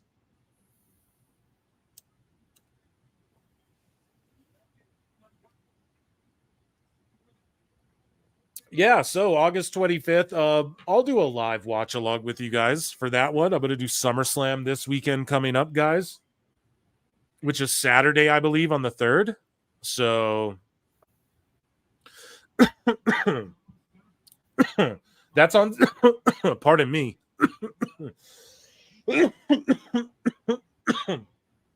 Oh, man. Choking, Perry Pack, Minecraft. So yeah, Saturday is August 3rd, correct? So SummerSlam 2024. Saturday, yeah. So I will be live streaming that with you guys. I can't wait for that. That'll be so excited for SummerSlam. Jonesy, me too. Can't wait for it. Can't wait to do a watch along with you guys and commentate over it. Have a few drinky poos, all that good stuff. Chris Connor, what are you doing for SummerSlam, man? I'm gonna watch SummerSlam. I'm not gonna do anything big because remember SummerSlam is gonna be the start of also preseason football. We're actually getting ready for that. So I'll be flipping between that and probably the first preseason game or probably preseason stuff. I'll be keeping track of that. Well, I'll be have my eye on that. I do want to check. This is what I heard on this year because I wanted to check in on this. The original plan. I was talking to BQ Speaks, and this was also leaked to Fightful. Okay.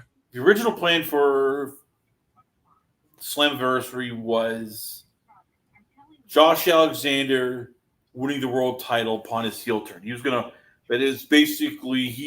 win beat Joe Hendry, beat Nick Nemeth, and win the whole thing, become a world champion. Mm-hmm.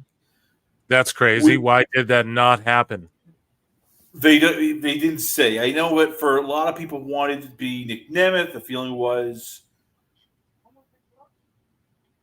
maybe you could sell AJ Styles on a Nick Nemeth versus AJ Styles for Bound for Glory.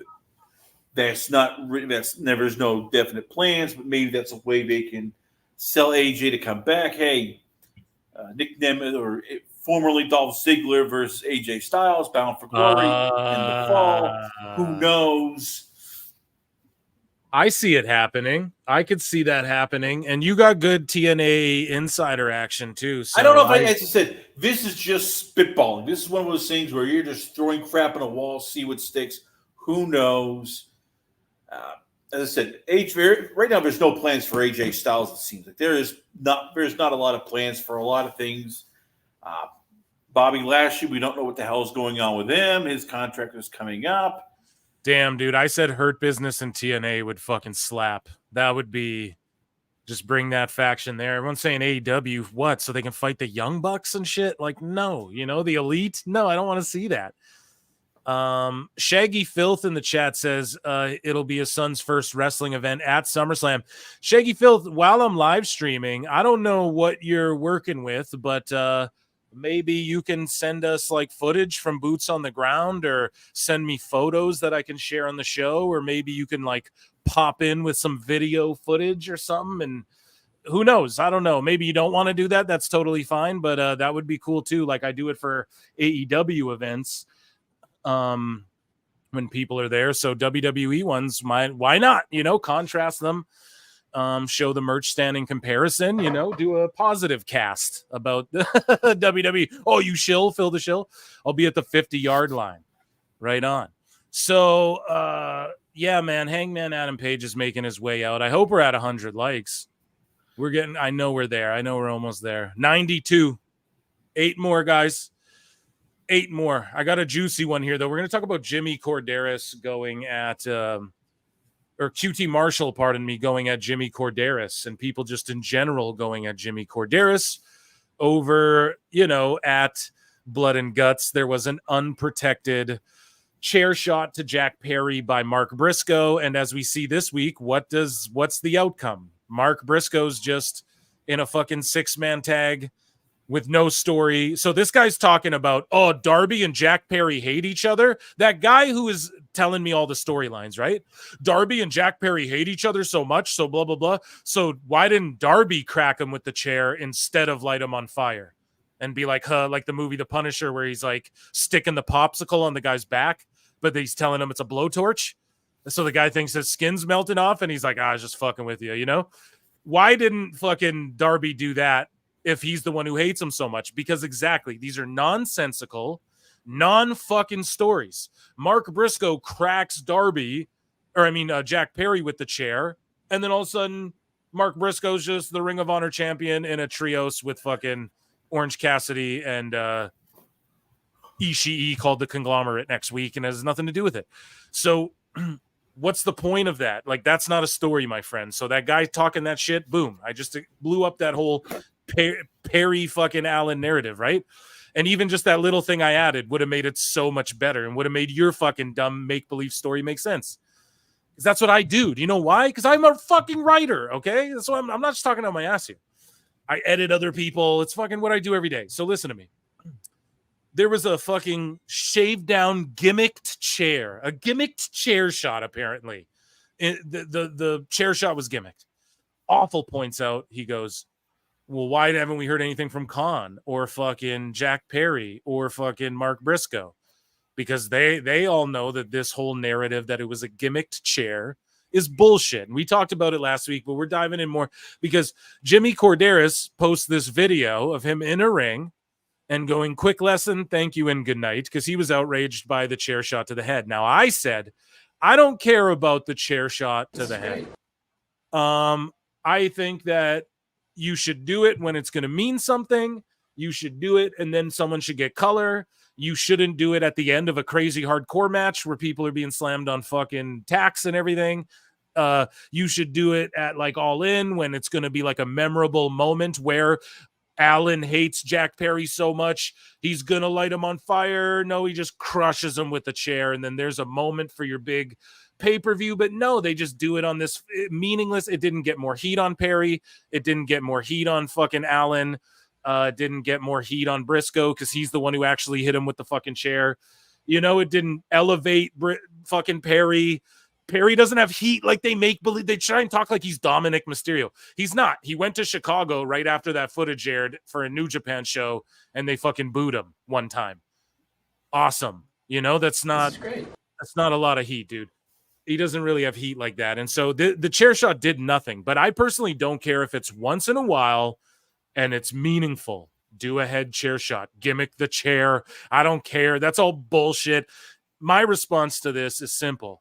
You can never win this fucking argument when people are taking unprotected shots to the head with a fucking chair because it's 2024. They find CTE in runners now.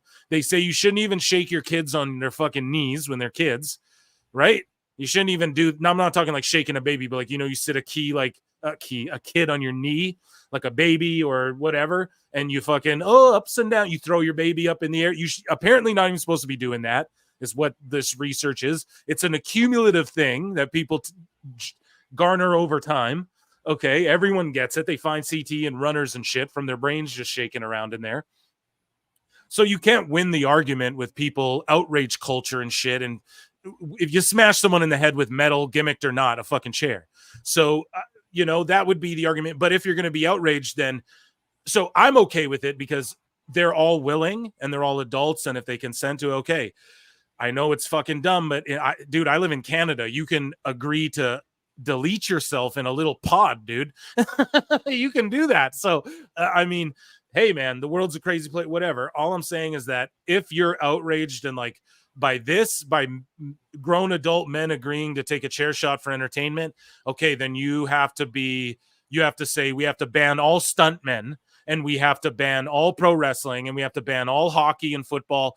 I swear to God, that's the side you're on if that's what you believe, because like, and I agree, let's not just start chair shotting people with fucking chairs to the head. I agree, we can't be doing that, but you can't be outraged by people agreeing to take some fucking head trauma because that's every sport ever. That's every wrestler. That's every stunt guy. Cirque du Soleil guys, I'm sure, getting fucking CTE. Maybe not as bad, right? But all I'm saying is that I just stand on the side of as long as they all consent to it. But do I agree with like creatively? Was it a good fuck? No, it was stupid. And Jack Barry's a dumb fuck, and it just reminded everybody that he's a fucking dumb fuck. Now, Jimmy Corderas. Well, Chris Connor, really quickly, what's your thoughts on the unprotected chair shot to the head? I remember it's going on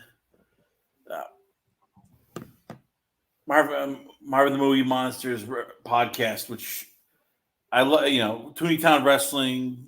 I love doing, and I remember talking to about just CTE concussions, brain trauma, just in boxing, and how seeing guys after boxing taking all the headshots and all the some of these retired guys who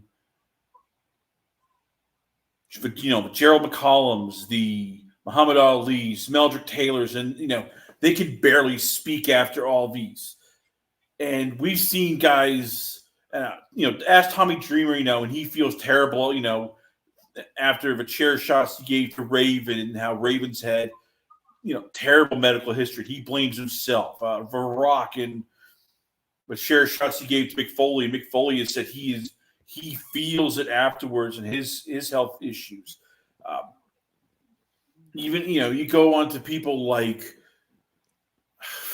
for God, even Dreamer has said he's had issues with, taking some of these chair shots. So we've seen it. I mean, Chris Nowitzki, did seminars, went to TNA guys, and they were in tears after hearing, these side effects and realizing that, oh, shit, this is going to, this has taken like years off our lives because of what we've done and some of the stuff we've taken. So we've all become smarter of how the CTE has affected us, and this we're not even talking about the NFL and everything we've learned from them. So there's no excuse for AEW guys to go in there and go, oh yeah, let's just take chair shots. You can't gimmick steel chairs. There is no way you can just shave down metal. There's no way. It's been proven. I don't care what QT Marshall says. I know he's, getting paid very well by AEW, but he can just stop, kissing ass to Tony. I have said before, somebody's going to die in AEW. It's just a matter of almost when now. And the fact that so grim. We've seen. I mean, we nearly saw. Pardon me. We nearly saw Will Ospreay get laid on his neck and nearly crippled because of a ill-advised hurricane. We've seen poor Bryan Danielson at times almost looks like Joe Biden in terms of where the hell is he? I don't know. God. This is all because AEW has no idea. They can't do what the hell. They can't protect themselves. It's a bunch of idiots at times who are going, oh, let's just do whatever the hell we want. They're piss poor trained, and at some point, there's no training. This company is going to they're going to do something stupid. And as I said, because an idiot's in charge. And as I said, that whole crap show that was, that cage show, I just kept watching going, somebody's going to get killed. And that chair shot to me was like the last straw. I was like, I'm done. I'm done watching AEW. I am done watching this company. There's a part, if I didn't care about guys getting paid and people losing their jobs, I'd say just put a bullet in this company, let it die. They literally, the lights went out in the whole fucking building. They shut the lights out and like nothing happened. It wasn't like a debut or anything. It's just the lights accidentally went out during this Darby Allin fucking Hangman match. They were, whoever, the guy running the building's like, fuck this. You what? The guy running the building's like, Darby Allin. So I don't know. Here's Jimmy Corderas at Jimmy Corderas, legendary SmackDown referee, WWE referee in general. Here we go. He goes, quick lesson, thank you, and good night. So here's his thoughts on the unprotected chair shot. Steel chair. Guess what? It's not gimmick. You know why? Because you can't gimmick these things. So get it out of your head. It is impossible. If it's made of wood, maybe you could shave it down a little bit, but guess what? Steel chairs? That's what you get. Thank you. So yeah, that's pretty much it. You can shave down screws and shave down the metal and replace the seat of it with tin or something. I don't know. Obviously, QT has some conspiracy because not a conspiracy. I'm just being an asshole. But QT Marshall says you have zero clue what you're speaking of. I'm being such a dick today. If you would like, you can come to AEW and we can show you what we do to protect the talent, or you can continue to be ignorant. Take your pick. Like, what an asshole. Like, come on, dude. You can be a baby and an asshole. Come on, QT. Like, relax, dude. But you can come to AEW. We can show you what we do. No, dude. Tony won't let him there.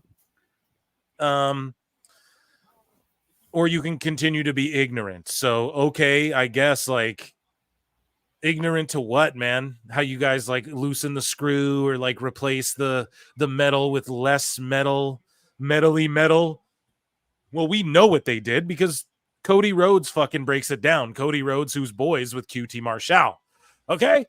He breaks it down and fucking, he did this a long time ago when they did this, the gimmick chair, and it fucked Cody up and gave him a shitload of stitches and fucking concussed him. And Sean Spears got heat for it. Okay?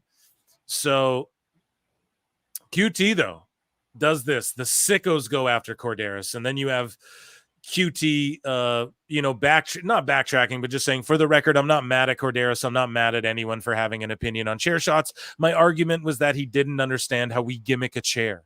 I've sent him the DM. The fact he's even tweeting this shit to the public pisses me off, guys. What the fuck happened to pro wrestling? You what? I've sent him the DM. He responded. End of it. He's earned the right to get the DM, which is true. DM sent because because Cordero said he can DM me and explain this all. Still waiting how they do it. So now I would love to see Corderis's response. Like, yeah, that DM was a load of fucking horse pucky. I'd love to see his response to that. But the sickos just go after Corderas, and Marshall's just responding to people like, why does every AEW personality have to get offended with what somebody says? And then Marshall says, I'm not offended by what he said. I'm just telling him he's wrong and I can prove why. But like, no, you fucking dude, did he smash a chair in his head or no? Oh, it's like a magic trick, like David Copperfield. Like, I don't know, man. Yeah, I don't care. I'm okay with the chair shot. This isn't my battle, but it's just like the sickos go after QT. Then he's like, well, just for the record, I'm not down with you guys going after him so hard. It's like, well, then why'd you do this? Why didn't you just DM him to begin with? And then QT says responds to this guy and says, you haven't earned the right to be in the know. If you cringe on that, good. It's our job to make you feel what we're feeling. Okay, yeah, whatever. My argument is the chair. Stick to the topic. The chair, yeah, whatever. He's just responding to every random person. Now, we know how he gimmicked the shit because this happened before, guys. Meltzer said what? Sent it right to you, boy. Okay? The GOAT. This is from 2020. When Rhodes took the chair shot from Sean Spears, sliced himself up. Rhodes clarified that they tried to gimmick the chair, but said they didn't actually know how to do so. Now, also remind you, now I'm not saying Briscoe doesn't know how to throw a chair around, all right? He's probably the guy, if anybody, in the match who does know how to do that. But remember, Jade Cargill tells the story, yeah, they tell me go out there and hit him with the chair, and I'm backstage, like, no one's talking to me, and Punk comes up to me and is like, whoa, let me tell you how to do this before you just go throwing chairs at people, right? So this is just more Bush League shit. So anyways, Cody didn't actually know how to rig it, or whoever told him. Who was it? The guy who rigged the fucking exploding barbed wire ring? He didn't know what he was doing either. So whoever's rigging and gimmicking shit around there, they don't know what the fuck they're doing. But anyways, AEW's EVP Rhodes said no matter what happened, he told Tony Khan to say it was a gimmick chair, which is where it all came from. So we don't even know. This is Cody now. I'll give him an X-Files, all the black helicopters, because Cody's saying, listen, no matter what happened, just tell Tony it was gimmicked. So it's the same thing here. Tony's probably in on the work. I'm in on it. I'm one of the boys. That's great. Me and Goofy and Pete the Cat and all of them. Now, quick question, though. Who's telling the story, though? Well, this is from Cody's own mouth. Like, it gets explained. Cody Rhodes on chair shot incident, Moxley's involvement, and what went wrong. So that's coming from Cody's own mouth saying they didn't know what they were doing. And look, I'll read the quote. I told him, Sean Spears, to swing from the side. And the last words I told him were swing for the fences. And when I landed, I don't know if you can make it out on the camera shot, but when I landed, my head is so stiff from the shot that I land the awkward landing. When you have 2 falls, I muttered swing for the fences. Yeah, that's called being concussed and rocked. That's called being rocked and noodle-legged. Rhodes clarified that they tried to gimmick the chair, but said they didn't actually know how to do so. So, and like, I love Cody, but thank God he's not there anymore. Yeah.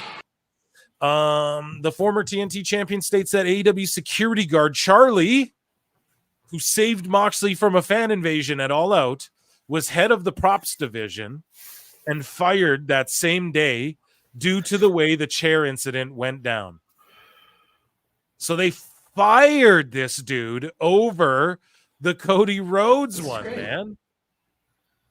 Okay.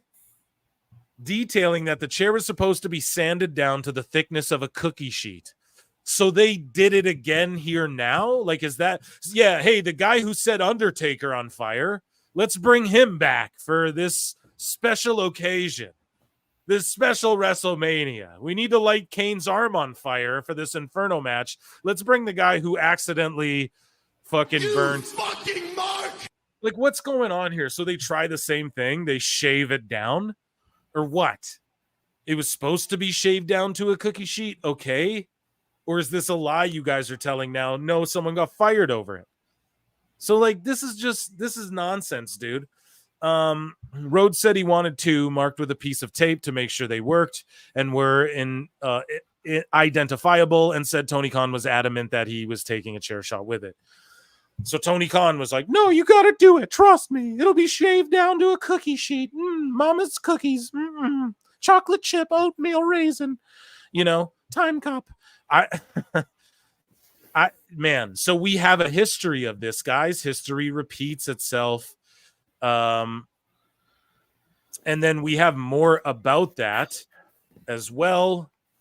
Meltzer said links to a video, and he gives the timestamp with Giga Chad Van Vliet at about 16 minutes in. I am going to share this tab, and this is the Young Bucks as well. See, no one be putting this stuff together. Chat, you with me? There we go. Chair shot before.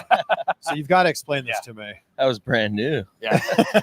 Cody was working on that for a good month, I'd say, right? Yeah. What was supposed to happen? Well, the chair, the middle of it was so soft. Well, not soft. They sanded it's still down, metal. right? But yeah, it was so thin, I should say. It should have probably broke over his head if it was right in the middle of it.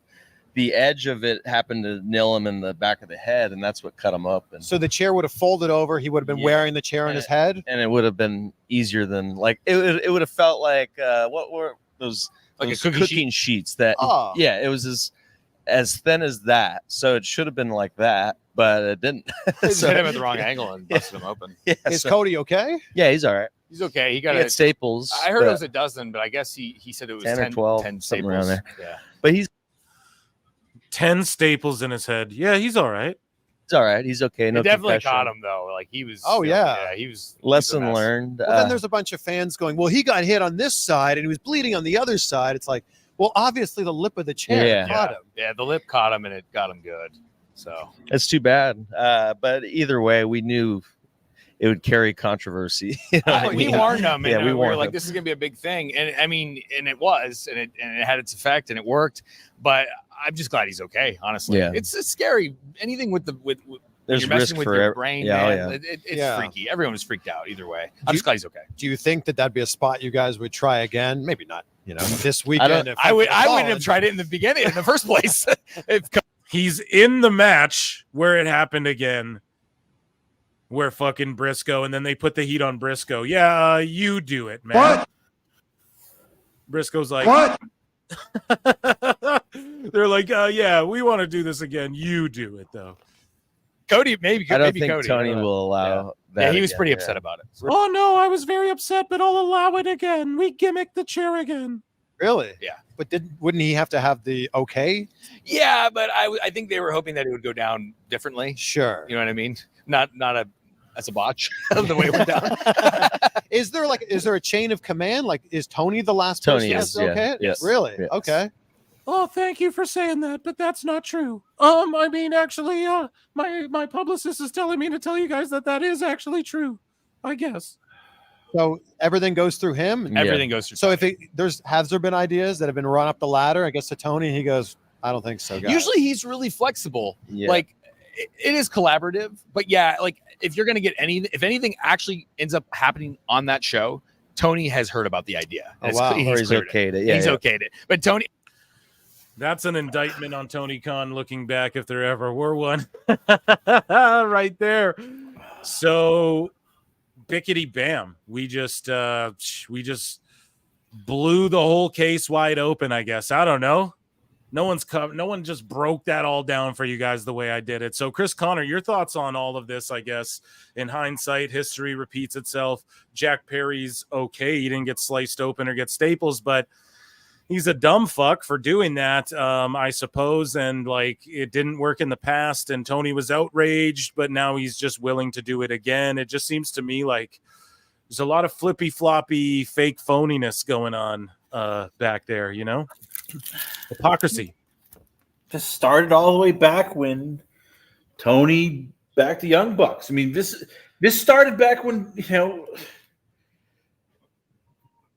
when Tony chose the Bucks over Cody. This is when it started. When all the way back when Tony took over the booking, and he told, you know, when Cody, it was either the Cody's way or the Bucks way, and he chose the Bucks way. And then when he backed the Bucks over CM Punk, he's, for whatever reason, it's always been the Young Bucks have just they have his ear, and so why is it any different now? Yeah. You're right, dude. You're right. So, Chad, how we doing tonight? Let's refresh this. We're at 103 likes. I'll stop asking. You guys are the best. Round of applause for the PWT universe. We got juicy tonight, guys. It's a lot of juice worth squeezing here. Dynamite's ending. I'm not going to wrap the party up just yet. I'll throw a good handful of bookmarks at you guys too before we get out of here, because they've been accumulating. And yeah, dude, the IWC's been unhinged. We got some Meltzer stuff. And yeah, we're just going to fly through them like we did on the other show where... So who won here? Who got the win, chat? Tell me. I wasn't even paying attention. I was more locked into what I'm doing and what I'm saying over here now.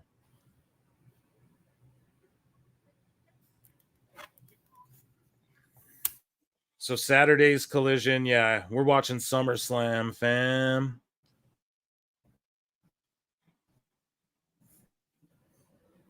Okay, yeah, so that was Dynamite, I suppose. Sorry, guys, I'm just going to whip this off.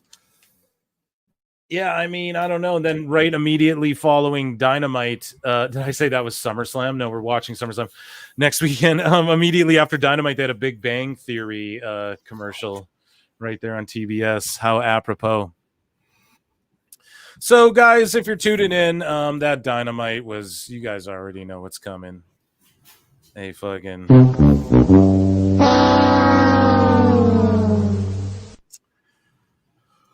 So, guys, it's time for everyone's favorite segment, and it's not really a segment. We're just going to freestyle them all like we've been doing as of late, but I'll give you guys a flute because you've been so patient. You've got over 100 likes. It's time for Dave Meltzer's dumb moments of the week.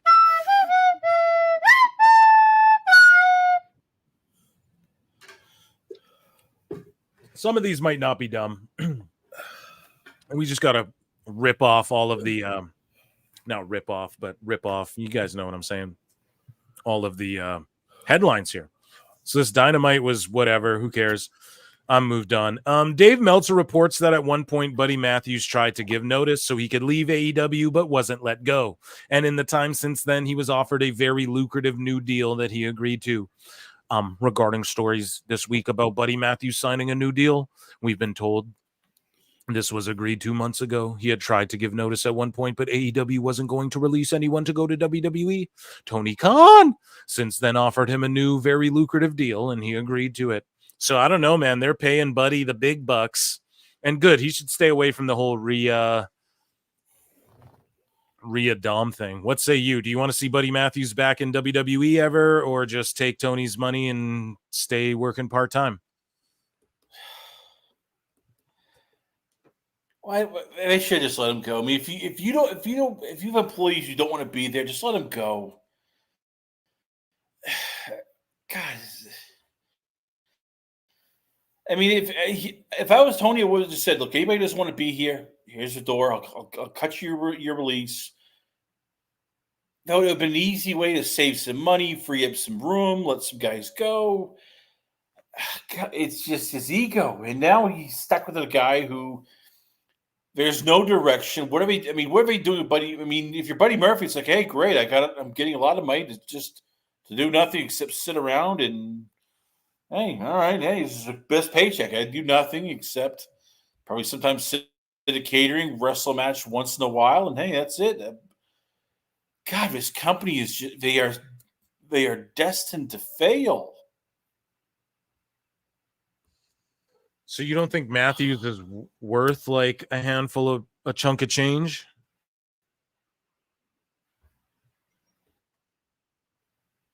When they have nothing for him, I mean, there is nothing right now. Nothing for him. I mean, what are they doing right now with that group? Like nothing, you know? Nothing. And Brody King's friends with why Punk, pay him? and Aleister Black's probably going to go back to they have too many people.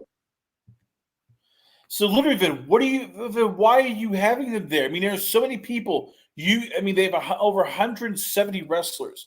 You could cut at least 80 of them and still have too many people for all the shows you have. It's mind-boggling, that company. You could, as I said, literally, with all the people you are bringing in, and we're not even talking all the people that Tony likes to fly in from CMML, from AAA, from New Japan. You could, as I said, this company is just doomed to failure because this kid just literally is treating it like it's his own little personal playground with all these little toys that he gets to play with, and then just dumps them off of his sandbox. It pisses me off. It truly pisses me off how this could be something great, and he's just running it into the ground. Damn. Harsh words. Beth Phoenix is no longer under contract to WWE per PW Insider. Do you think we see her in AEW with Edge? Probably. I mean, look, she probably has a couple matches. It'll be Beth Copeland. How much they can get out of her, it depends. Once again, folks, another wrestler that will get lost in the shuffle. What are they going to do with her? And eventually, she'll probably job to Sasha Banks or Mercedes Moné, because why? Well, Mercedes Moné will just decide, hey, I want to have a win over Beth Copeland. Damn, maybe you're right. Beth Copeland? Do you think that's her name if she comes in? Beth Copeland? She can't be Beth Phoenix because that name is taken by WWE. They're not going to just release it. So, yeah, she'll be Beth Copeland probably. Damn, that's pretty crazy. That would make a lot of sense, though. And then they do like them versus Cole and Britt Baker and shit if that ever works out. That'd be funny.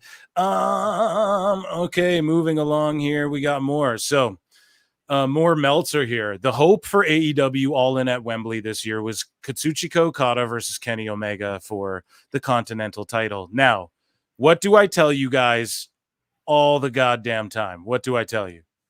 That he wants to recreate that Ricochet Ospreay match. He wants to recreate the Okada Kenny Omega 7 stars. That's what he wants to do. so badly. And he's going to have the opportunity to do it, but that's not coming to fruition at All In, unfortunately. We talked about Kenny earlier. Let's all hope that Kenny gets better. That's all I can hope and pray for, honestly. Moving along. Dave says Jon Moxley has been given time off from AEW. He hasn't wrestled or been at television since Forbidden Door. So him taking more time off, again, I hope he's all good. He got tapped out in that jiu-jitsu tournament, in that white belt tournament. And that's about the extent of his, of his whole thing. So your thoughts on Moxley getting time off? You're done watching AEW, so you're not going to miss him. You know what I mean?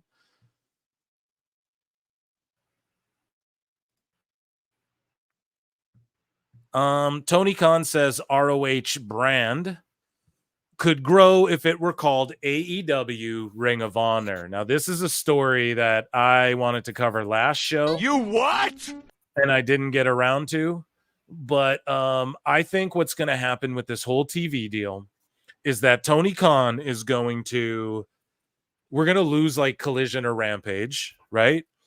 And then he's going to call one of them AEW Ring of Honor, and that's going to be his like official second brand, like an actual second brand, AEW Ring of Honor. And then Collision and Rampage and shit. Maybe like Rampage will belong to Ring of Honor and then Collision to AEW or something. And then I think he's going to like divide the brands, but like the way they already are divided, you know? He's not actually going to do like a brand split, but if he calls it AEW Ring of Honor, that is the death, dude. That is like WWE ECW. Like it is the death of fucking Ring of Honor officially. And it's so funny that people, I don't know, they're like, well, Ring of Honor wouldn't be around if it wasn't for Tony. It's like, yeah, but it would have been remembered as like that thing that it was, not this like bastard version. The same thing with ECW. And if he calls it AEW Ring of Honor, that's even worse because, WWE, it was called like WWE ECW, but they just called it ECW. So if he starts just flat out calling it like AEW ROH, I'm going to fucking shit my pants at how, I don't know. I'm just going to be like, dude, like I don't know. I'm gonna be pissed, I'm gonna have to rant and rave like I've been doing all night. But I think he thinks that it will get Ring of Honor like a TV part of a TV deal, or so get it on TV, or I don't know. He thinks his brand is strong enough to propel Ring of Honor into greater things. Which really, it would have just it would be good right now if he just filmed it from Daly's place and booked it properly. But I don't know. Your thoughts on him changing the name of ROH to AEW Ring of Honor? He is desperate to keep that. He's desperate just to keep it afloat, and it's at this point, it's just kill it. I mean, this thing is dead in the water. It was. There's no appeal. Nobody cares about it. Once it died. Which thanks to him, when he basically raided it and pilfered all the best talent when AEW was created and stole all the best people. It died. It basically died. That and COVID took it over, and then he bought it. Cherry picked some of the best talent. Then he took it over, and then passed over on guys like Joe Hendry, who went to TNA. He's kept it afloat, but there's been no TV deal. Nobody else wants it. Wait, did you say Joe Hendry? Yes, they had a chance to have Joe Hendry. They passed on Joe Hendry. I believe in Joe Hendry. I believe in Joe Hendry. He's not here? God damn it. Unfortunately. I'm going to do it till he shows up, Chris Connor. Yes, unfortunately here, it's time. It's time to just put that dog down. Look, I think this is what I think. I think Dynamite survives. I think they end up having to fold Collision. They have to fold Rampage. We get stuck with 3 hours of Dynamite. God forbid, and that's it. And Tony will have to, dare I say, he's not going to like it. But like every little kid who throws a temper tantrum, he's going to have to cut some wrestlers. And that's what we're going to get next year. Damn. Next year. So Tony Khan says, I don't think it's out of the question to say, and I don't think it's sacrilegious to say that it would only help grow the ROH brand if I were to license it. Sub-license. If it were AEW ROH. Oh, what a fucking sellout. Man, oh, I love wrestling, bro. Fuck that. You guys, if you're WB, why do you want more shows that don't get 500,000 viewers? I mean, if you I know that, AEW disciplinary committee and AEW all like, well, they can put it on True TV. It's like, no, we don't. No, do you think they want this crap? No. It's not real sports. So they can't go, oh, yes, we have AEW Rampage on our True Sports Network. No. I think it'll go like streaming this thing before needs to be anything. killed. It's like, it needs to be killed. Streaming as what? I don't know. I could just see. No, you can't stream it as what? No, I'm just saying. You put listen, stuff on streaming because people will like. When you put stuff on streaming, it means you put it on streaming because like people will stream it because it like has a passionate fan base that will stream it like multiple times, you like gorge it like. All right, like I will stream something like the Umbrella Academy because I'll watch it like numerous times. Right, I'm rewatching all of Cobra Kai. I'm rewatching it all before I watch the new eps. No spoilers, chat. Yes, or even like Deadpool 1, Deadpool 2. You watch those multiple times. You're not going to rewatch a Rampage AEW Dynamite episode from 3 years ago or an AEW Rampage episode from 2 years ago. No.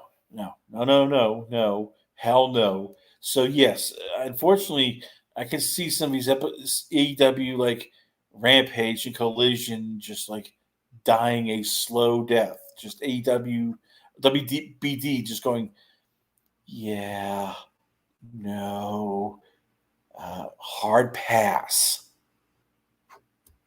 Damn. So, yeah, I don't know. I just think it's cringe. I think it's cringe. So moving along here, Kenny Omega, this is per Wrestling Observer. Kenny Omega underwent surgery on 5/16, and the usual recovery period is 4 months. So the theory is he's going to fall a few weeks short of making All In at Wembley. His health situation was far worse than most who have hernia surgery. Praying for Kenny's recovery. That's all I can say. So Dave Meltzer, let's play another flute. Flute's in the chat. We're going to wrap up soon here, folks, but let's give another Dave Meltzer moment of the week here. Meltzer says, I know he deleted the post, but I was, I was thinking the same thing. So basically, Corey Graves deleted the post about the chair shot. Pro Wrestle Clips on YouTube. Check it out. You guys will know. And Dave Meltzer said, I know he deleted this post, but I was thinking the same thing. Even with a shaved down chair, there are far too many wrestlers over the decades who had issues in later in life, let alone Graves, whose career ended due to concussions. It's not a tribal thing. It's just something not needed in today's pro wrestling. And Dave actually had a fucking smart moment there. I agree. It isn't needed. I'm also not like against it. I already said my piece on it, but Dave with a smart moment. You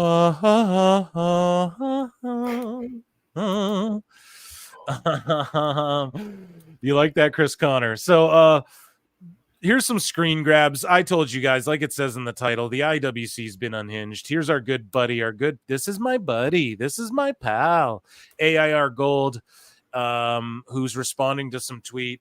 And this dude, Ashley Bradbury, saying, I don't care much. I'm from the UK. I enjoy AEW All In London last year. I will hopefully enjoy AEW All In London next month. If it happens again next year, I will enjoy AEW All In London. And if WrestleMania happens at Wembley, I will enjoy it overall.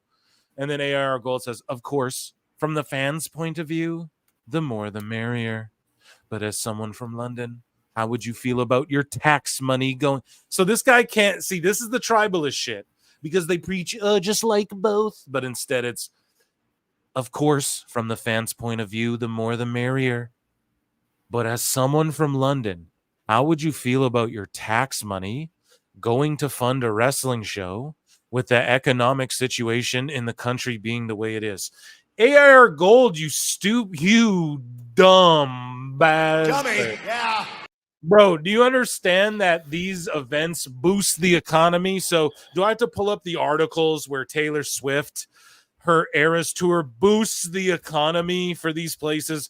And do you not understand how when UFCs go to places, it boosts the economy, and that's why these places bid for WrestleMania in the first place, because they want the tourists and they want other people coming in, spending their money, enjoying the city, leaving and wanting to come back annually or multiple times or whatever the fuck. Maybe once every 5 years they head on down to wherever the fuck that they want. Why do you think they want it there? Because they want to watch wrestling.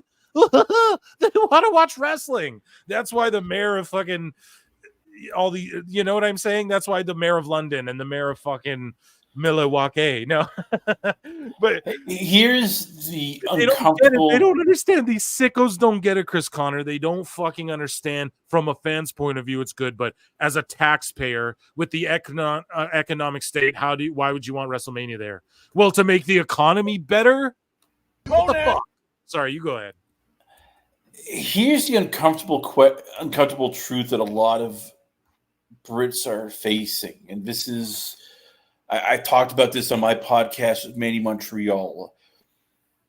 5 years ago, Britain was the home of combat sports. I mean, they could literally, UFC was hosting like big British pay-per-views with every big fight, whether it was Conor McGregor, Tom Aspinall, Paddy Pimblett, Michael Bisping. You had Anthony Joshua fighting from the UK. You had even guys like Tyson Fury fighting. It was the bee's knees.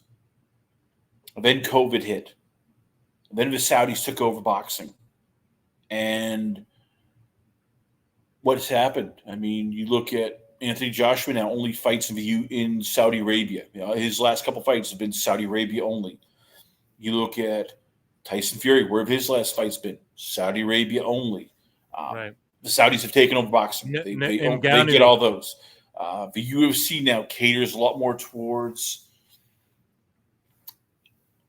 mostly towards Australia, mostly towards the Middle East, mostly towards Vegas. COVID really killed the UK, and so London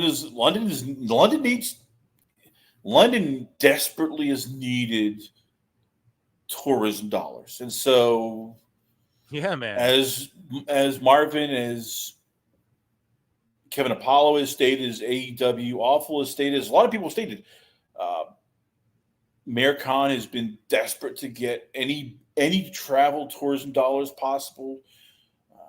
WrestleMania is a huge 2-day event. A lot of people are going to be there. And it's WrestleMania week. It's not just Mania. It's the takeover there for NXT. It's the fucking SmackDown. They'll probably do Raw there. It's the meet and greet, the WWE experience that they have there, like they call it WWE World or whatever. Shout out Fanatics down below. There's an affiliate link, WWE Shop. Next time you're grabbing merch, click that link below. You support PWT. And yeah, man, they shout out Fanatics for that as well. So it's a whole week of festivities, man, going down in London, and they want it badly, man. They're not, the fucking mayor isn't, like, AEW's paying to run Wembley Stadium. The mayor's not running his fucking re-election on, I'm going to bring WrestleMania in, you know? So we know that WrestleMania 41. I mean, All In, pardon me. I misspoke. Sorry. He's not saying, he's saying, if you re-elect me, I'm going to bring WrestleMania here. He's not saying, if you re-elect me, I'm going to bring All In here. No one gives a shit. Not to be a fucking hater, but it's like, I don't care, like, Jesus. Sorry, you go ahead. So WrestleMania 41, that is going to be next year. That is signed, sealed, delivered. That is in Paradise, Nevada. It is the Legion Stadium. That we know is going to be the Netflix one. And Lucas Oil is getting to be announced. we don't know what WrestleMania 42 is. Now all of a sudden that could be in play, and that's in 2 years. So we could see all of a sudden London get that one, because that could be the one where you start going, well, Roman Reigns versus The Rock, WrestleMania 42, or Cody Rhodes versus Logan Paul, or Roman Reigns versus Bad Bunny. Options. I mean, they're gonna put in Roman big, Reigns versus Bad Bunny. Why not? I mean, those are the ones where it's like, we are going to give you a big cash vuku pay-per-view main event. If London gets it, they're going to reward them for like, hey, we are going to give you something where it's going to be, we're going to sell it out. We're going to bring in vuku bucks. We are going to give you something where, hey, we're going to sell this, we're going to break the record because London's going to pay for Wembley. They're going to give you a big imagine site fee.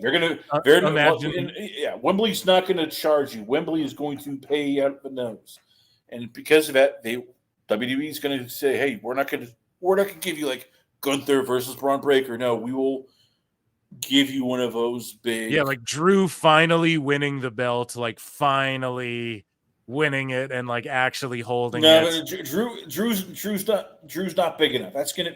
This will be, as I said, this would be like Rock versus Cody. Damn, because they want 100K. You're right, dude. They want like that is what you. If it's London, you give them something big because it's London. So this weirdo goes on to say London hosts the biggest events in cricket, to what you were saying, football, tennis, NFL games, etc. And they already have a huge wrestling show with AEW. Okay, but they did that once with them, and then they did another one that is not even selling 45,000 tickets, which like Survivor Series sells that many, dude. AR Gold, what the fuck are you talking about? How would the mayor justify taking tax money to pay WWE to bring a wrestling show to a city? Because Philadelphia, as I see in the chat, made something like $200 million from the last WrestleMania. That's how he justifies it, you fucking idiot. Oh my God. And for what gain? $200 million, AIR Gold. Jesus. The city is one of the biggest tourist attractions in the world already, but they're hurting. You pointed that out in your tweet before. Why are they hurting? Because nothing touristy is going on there. What's the number? Oh, one of the number one tourist cities ever. And they won a WrestleMania, which is like the number one tourist thing ever. So it makes perfect fucking sense. If you were a wrestling fan, you know that that's like when Macho Man and Hulk Hogan shook hands and the Mega Powers were formed. You fucking mark. So yeah, man, these people are unhinged. Here's Jimmy Corderas is getting heat from QT. We covered it on the last show, but here's like what the spot was. Hopefully we don't get Don Stevens, but here's Taurus. He does like a sit-out vertebraker on hologram. Is that a vertebraker? It's like an inverted vertebraker, right? Or am I saying, is that the wrong move? It's like a reverse vertebraker, whatever. Crosses him up. That's a pin, guys. I don't care what anyone says. That's a fucking pin. We've seen Jericho put a foot on someone. This is a pin right here. He's like, cover him, cover him, cover him. The ref's not doing shit. Cover him. Then he just kicks out at like one. No sells that crazy move. It's just always some Bush League shit. And these are the two luchas that Tony's pushing now. Fuck the Lucha Bros. Commander did a job to this. This guy used to be called Black Taurus. His name is like whatever now. I forget. I'm so sorry, dude. But yeah, it's what do you guys think of that? More ref botches. I don't know. Just terrible.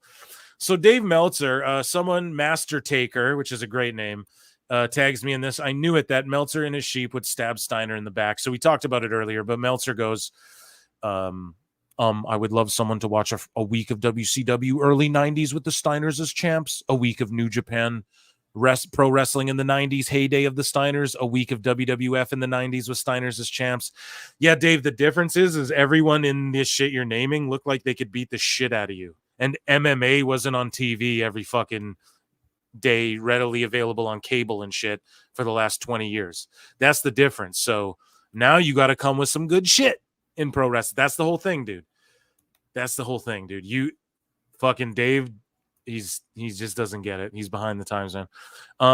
A week of New Japan in the 90s, a week with WWF in the 90s with Steiner as champs, and this past week of AEW, and actually count the number of stories and angles all four had. A bunch of people responded to these two I saw online. They're like, oh, fucking Chris, can you name any? Do you know, were you a Steiner's fan? Did they have good stories back then? Yes, Steiner's were in WCW and WWE. Which one? Take your pick. I mean, Steiner's versus the Head Shrinkers, Steiner's versus Doom, Steiner's versus the Varsity Club, Steiner's versus Harlem Heat, Steiner's versus the Outsiders. They've had storylines. Yeah, he just has no problem just talking out of his ass. And didn't he cover all this? This is the problem. Like, you know, he did it before internet. A lot of people used to they used to peddle fake martial arts and kung fu all the time too, before the fucking internet, dude. Now you can't do that. You know what I mean? Now you can't peddle that bullshit anymore, Chris Connor. You got to really know how to fucking go, or your dojo and shit's gonna get called out. Speaking of called out, this is via @downbrown0531. Covering how I have to say seeing But Why Alyssa completely dismantle this empty-headed little drone has been a thing of beauty. So here is, I'm not even actually sure what we're about to read here, but it's just more unhinged IWC behavior. So at AEW blog, there's a clip of CM Punk. He was at the same Comic-Con where Tony Khan had like a meltdown. Zoe Stark starts crying about how much she fucking appreciates and loves CM Punk. CM Punk puts his arm around her, sort of brings her in, and people are saying he's creepy and he's only photographed with women in WWE, which it's like, dude, a chick magnet Punk. Okay, here's the thing. So what? That all the girls want to come and take a picture with Punk. Sorry, that's never happened to you, dude. Like, why the fuck does that trigger you? And then not only that, there's tons of pictures with him and dudes, but dudes don't like stop and go like, hey, let's do a selfie quick, bros, like really quick, like as much as women do. Period. We don't fucking do it. So it's just crazy that these people, they expose how like, you never been around a girl, have you? And so this guy, AEW blog, just showing the unhingedness. They're getting so desperate and slimy leading up to All In. CM Punk gets way too close to and friendly with the female talent on the WWE roster. Way too touchy for a man who is married. Now, here's the thing with pro wrestling, or like let's say you're like soldiers or something, man. You've been through some shit. It's like a weird brotherhood where you understand this thing that other people, if you work on set for something and you rap like there's like a bond. It's like going to camp together, it's what it is. And now does that result in you get Edge and Lita situation? Sure. But nothing Punk does indicates to me that he's fucking around, nor would I even, it's his marriage, dude. Like, why would that's no one's business anyways. Maybe they're open. Do you ever think about, who knows? We don't fucking know. I don't know. Do you know? I don't know. You know? Dave doesn't know. I know that. Whoa, Dave catching strays. But yeah, like who even gives a shit, until you see, until I fucking covered it with the Jericho thing too, where some corn star, I'll call it, goddamn YouTube, they posted a picture with Jericho or something and they're kissing, and I'm sitting there going, maybe they're open. I said the same thing. Like, we don't know what him and his wife are cool with, so I'm not judging. But either way, I don't feel like Punk's being creepy or touchy-feely. These guys are just grasping for anything. So she's like crying to him too, and he's like consoling her, like, like there you, like her hero's like putting his arm around her and going, hey, calm down now, it's all good type thing. So super weird. But CM Punk gets way too close, blah, blah, blah. I just read it. But why Alyssa responds, you want to know what's actually creepy, trying to force some sort of harassment narrative because you're too damn stunted and repellent to make friends. You don't get to play the would-be protector of women who would detest you in real life. You know nothing about anything, mate. Now that's rank to like, they would detest you in real life, but like, come on. Other people are going at him. This AEW blog says, nope, it's totally reasonable for another to agree or not to agree with how others think or what they say, whether jokingly or seriously. Okay, that's a cop-out. Alyssa says, well, I'm seriously saying that your attitude towards this is repellent at best and an indicator of your regressive attitude towards controlling people at worst. It's weird. You're being weird. Blog says, controlling people? The fuck are you even talking about? How? Me defending women and saying Punk's behavior? Dude, you're not defending them, though. It's so... Look how weird and unhinged this is. Holy shit. Towards women while being married is weird and disgusting. Bruv. You think that's weird? Yeah, you never been loved, have you? Jesus! You think this type of behavior is okay? Granted, the video I posted was just to wind up the WWE fans. So now he's just copping out and saying, I don't even stand on the bullshit I'm peddling. I'm just peddling bullshit. Shut up, bitch! Yeah, too personal, but overall, Punk's behavior isn't right in my eyes. Then say, in my opinion, or something. I don't know, fucking weirdo. And then she goes on to say, congratulations, you're now lecturing a woman about defending a woman. You white knighting has driven you into speaking over a woman. Man, just unhinged behavior. I'm not going to read this fucking geek's responses, but I don't know. It's weird, man. And speaking of weird responses, we have another one with Mone here who like some fan responded, like commented under her Instagram post and was like, this hair reminds me of the hair you had back in WWE as Sasha Banks. I miss that wrestler. And then Mercedes responds and goes, no, you don't. And it's like, what? And then this guy says, she's the same wrestler, Mark. And then this girl goes, yes, I do. AEW is trash and just filled with ex-WWE wrestlers. Just saying. Oh my God. And then Mercedes goes, and what is E filled with? And I don't know, man. That's a weird response. No.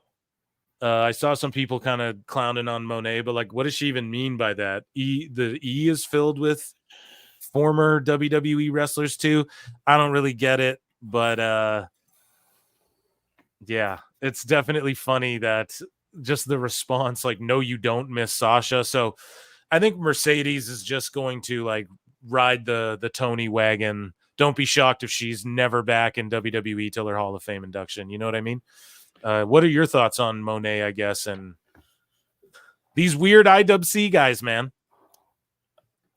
As far as Mone, look, she got a great deal. Congrats to her.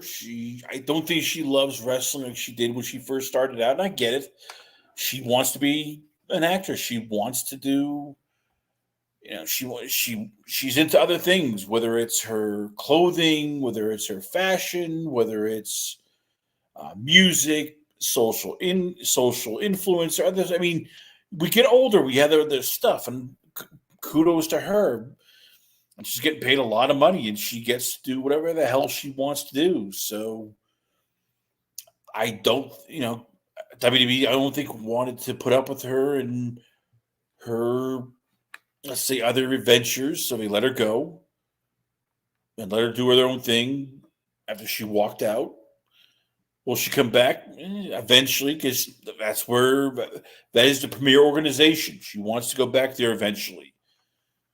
They all do. They all. And as far as the look, I have talked to a lot of fighters, and privately, when you talk to enough wrestlers and media fighters, they'll all say the same thing. There's enough of these fans, as they call it, who they quickly just look and go, you can understand why they hate the fans, because they don't understand boundaries. They don't understand, like, yeah, there's a line you don't cross, and it gets to a point where it's like, okay, this is social media. You have to understand, if you said this to them in person, you would think twice, because you'd get punched in the face very quickly. But in social media, you can get away with it because you hide behind, a fake profile. Nobody knows who you are. And if you get shamed, well, who knows? You're saying behind profile, real G's 43, and nobody knows who the hell you are. Real G's 43. That's hilarious. So here's another unhinged one. This guy at Stan Steamed Them. He fucking was going at Corderis. This guy's working overtime. This is fucking someone's burner at AEW for sure. Mr. Brooks, what a fucking ball licker. We have videographic evidence of Mr. Brooks groping multiple women at WWE. I heard the reason Punk was upset at AEW was because TK wouldn't give Punk unfettered access to all the women, especially the teens at ROH like WWE is doing. And fucking this guy, like Corderis was arguing with this guy for like 5 hours, dude. And these people are just like sick fucking, these are the sickos, man. Tony said, we want the sickos. And that's what he's getting, the fucking sickos. Here's Matthew Gregg, Forever Botchamania. And here's a clip. We're going to get Dawn Stevens. Hopefully not, but it involves Dawn Stevens. Her audio is playing during this clip. So let's play this. Here's the debut of Mason Mansoor in Ring of Honor. We're going to start things off here with Mansoor. Won Best Hair at Paris Fashion Week. Oh, the Sultan of Sock. I gotcha. And my fellow NYU alumni, the Mahogany Hunk. Yeah, Mason Madden. He's got a huge man. Time. We're going to start things off here with Mansoor. Damn, that's pretty funny. It's just AEW light. Like they just got Aubrey down there reffing. Like it's the same thing, you know?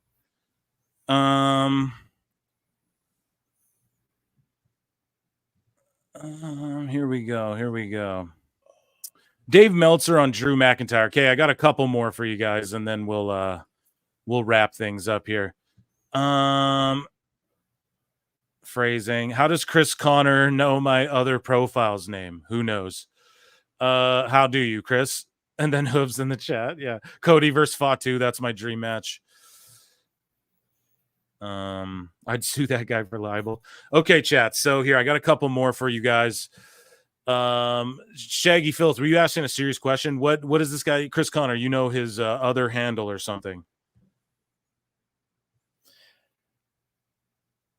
Just a random guess. I just picked it out of, just literally threw a dart. I have against no the idea wall. what the fuck you're even talking about. What you? I have literally no idea. Someone explain to me what the fuck he's even what you're talking about, Shaggy Filth. Because I legit don't know. I'm like, what do you mean? A random guess? Anyways, Dave Meltzer on Drew McIntyre. Seriously, when I was thinking about Wrestler of the Year last week, I was coming up with names, and Drew's not going to win Wrestler of the Year. Well, maybe he will. Oh, I get it. Because you were like Real G's 24 or whatever. And dude's like, how did you, or yeah, Cheese 43. And he's like, how'd you know my other handle? It was a joke.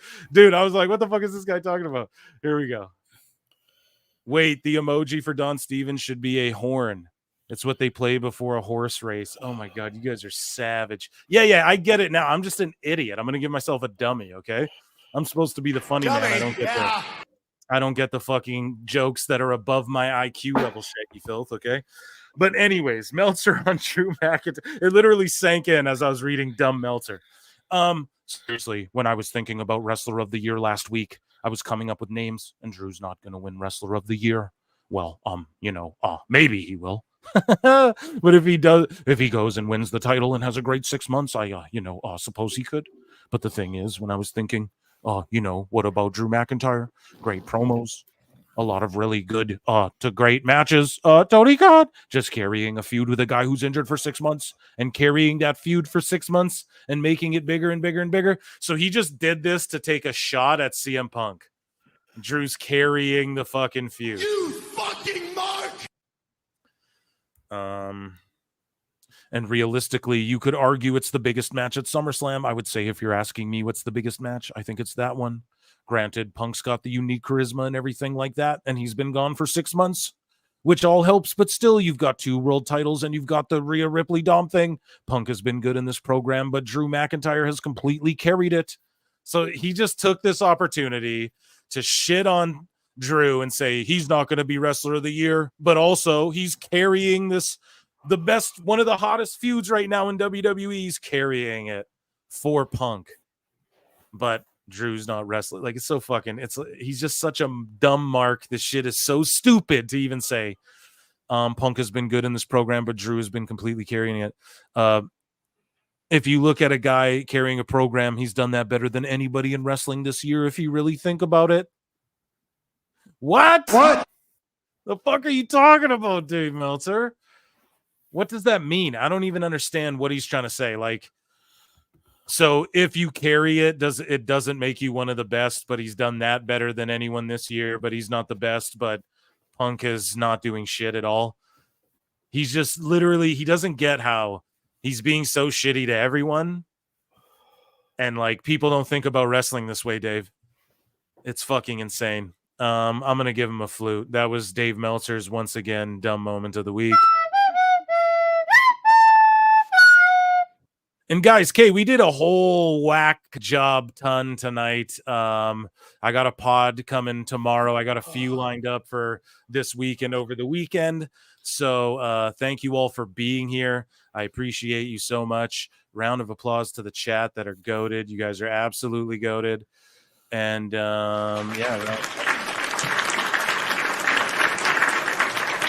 Plenty and Pixel Art for $2 says, why is he like this? Because, dude, he likes abuse. No, he's just old. He's it's like this sociopath. You just stay here locked into PWT podcast and PWT live show, and you'll learn all about the hypocrisy. The fucking, I just dropped a great one where we went back in time and looked at Jim Cornette calling him out on this shit months or years before, pardon me, and how it just relates to today. And I'm always on top of the Dave stuff. And yeah, I got the goats here with me, like Chris Connor from the Last Call podcast. Thank you so much for the super chat, by the way. I'll give you a bruv. And Chris Connor, let the good folks know where they can find you, what you got going on. I'm always popping up on your show, and I love doing your show. I love talking MMA with you as well. So PWT Universe, if you guys are into MMA and boxing as well, and you want to hear Phil explore that a little more, Last Call podcast, man. I'm over there. I'll try and come on as much as you'll have me, but let the good people know where they can find you and tell them about your show. So lastcallpodcast.com. You can check me out. It's also on Twitter. It's Last Call Chris C. Also, it's on Facebook, Last Call Chris C. Instagram.com with Last Call Chris C. And this week we had Kevin Apollo with ACW. Talked with him about the intricacies of independent wrestling. Talked about his almost WWE tryout and how an injury basically put him on the shelf for several years, why he came back, his love of pro wrestling, the great question of always being selfish versus being a company guy. He talks to us about why he came back, his new promotion, and why he's giving back to independent wrestlers who want to, really learn pro wrestling, and takes into, I guess, what is missing from independent wrestling and why, the territories are missed. A great 1 hour interview where the Mad Titan actually goes into a lot of things about what actually is missing from pro wrestling and why people really need to learn about, the industry itself, not just the flippy dippy stuff, but actual, psychology of it. Yes. And the next couple of weeks, we're going to have a lot more pro football guys from Into the Lab podcast. Some of the guys from Arrowhead Attic come on, talk Kansas City Chiefs, Dallas Cowboys, Houston Texans. Check it out once again, the lastcallpodcast.com. And Phil, always great having you talk with pro wrestling with you. We got to have you back on next couple of weeks after talk a recap of Survivor Series. SummerSlam, but I'll be there. Sorry, SummerSlam. I'm getting confused because we get Survivor Series coming up. We get Bound for Glory coming up. I'd love to do something like that with you. Berlin coming up. We got so much stuff coming up. Yeah. And I'd love to do something with Bound for Glory with you too. And you're always welcome here on the live streams. And yeah, we'll do another podcast soon. And thank you so much, ladies and gentlemen. A round of applause for Chris Connor. And yeah, I'm doing Kevin Apollo's going to come on PWT podcast soon too, and he's a great guy. I got me and Marv are going to do something soon. We got Alfred coming, or I'm going to go do something with Alfred over on his channel too for SummerSlam, I believe. I got to DM him, get back to him about that. And yeah, so I just want to thank everybody for being here. Stay on the lookout for me. YouTube.com/@prowrestletimes is the secondary channel. The replay of this show will be uploaded there. If you're just tuning in, you're tuning in late, the replay will be on the other channel. Make sure you subscribe over there. YouTube.com/@prowrestleclips is the channel where we're at 4,000 subs basically, and help us get there. We're like only a few subs away. So I appreciate you all so much. Thanks for being here at Pro Wrestle Times everywhere on social media. And I cannot wait for the live stream, SummerSlam live stream this Saturday. Let's fucking go. I'll see you guys in the Upside Down. Peace.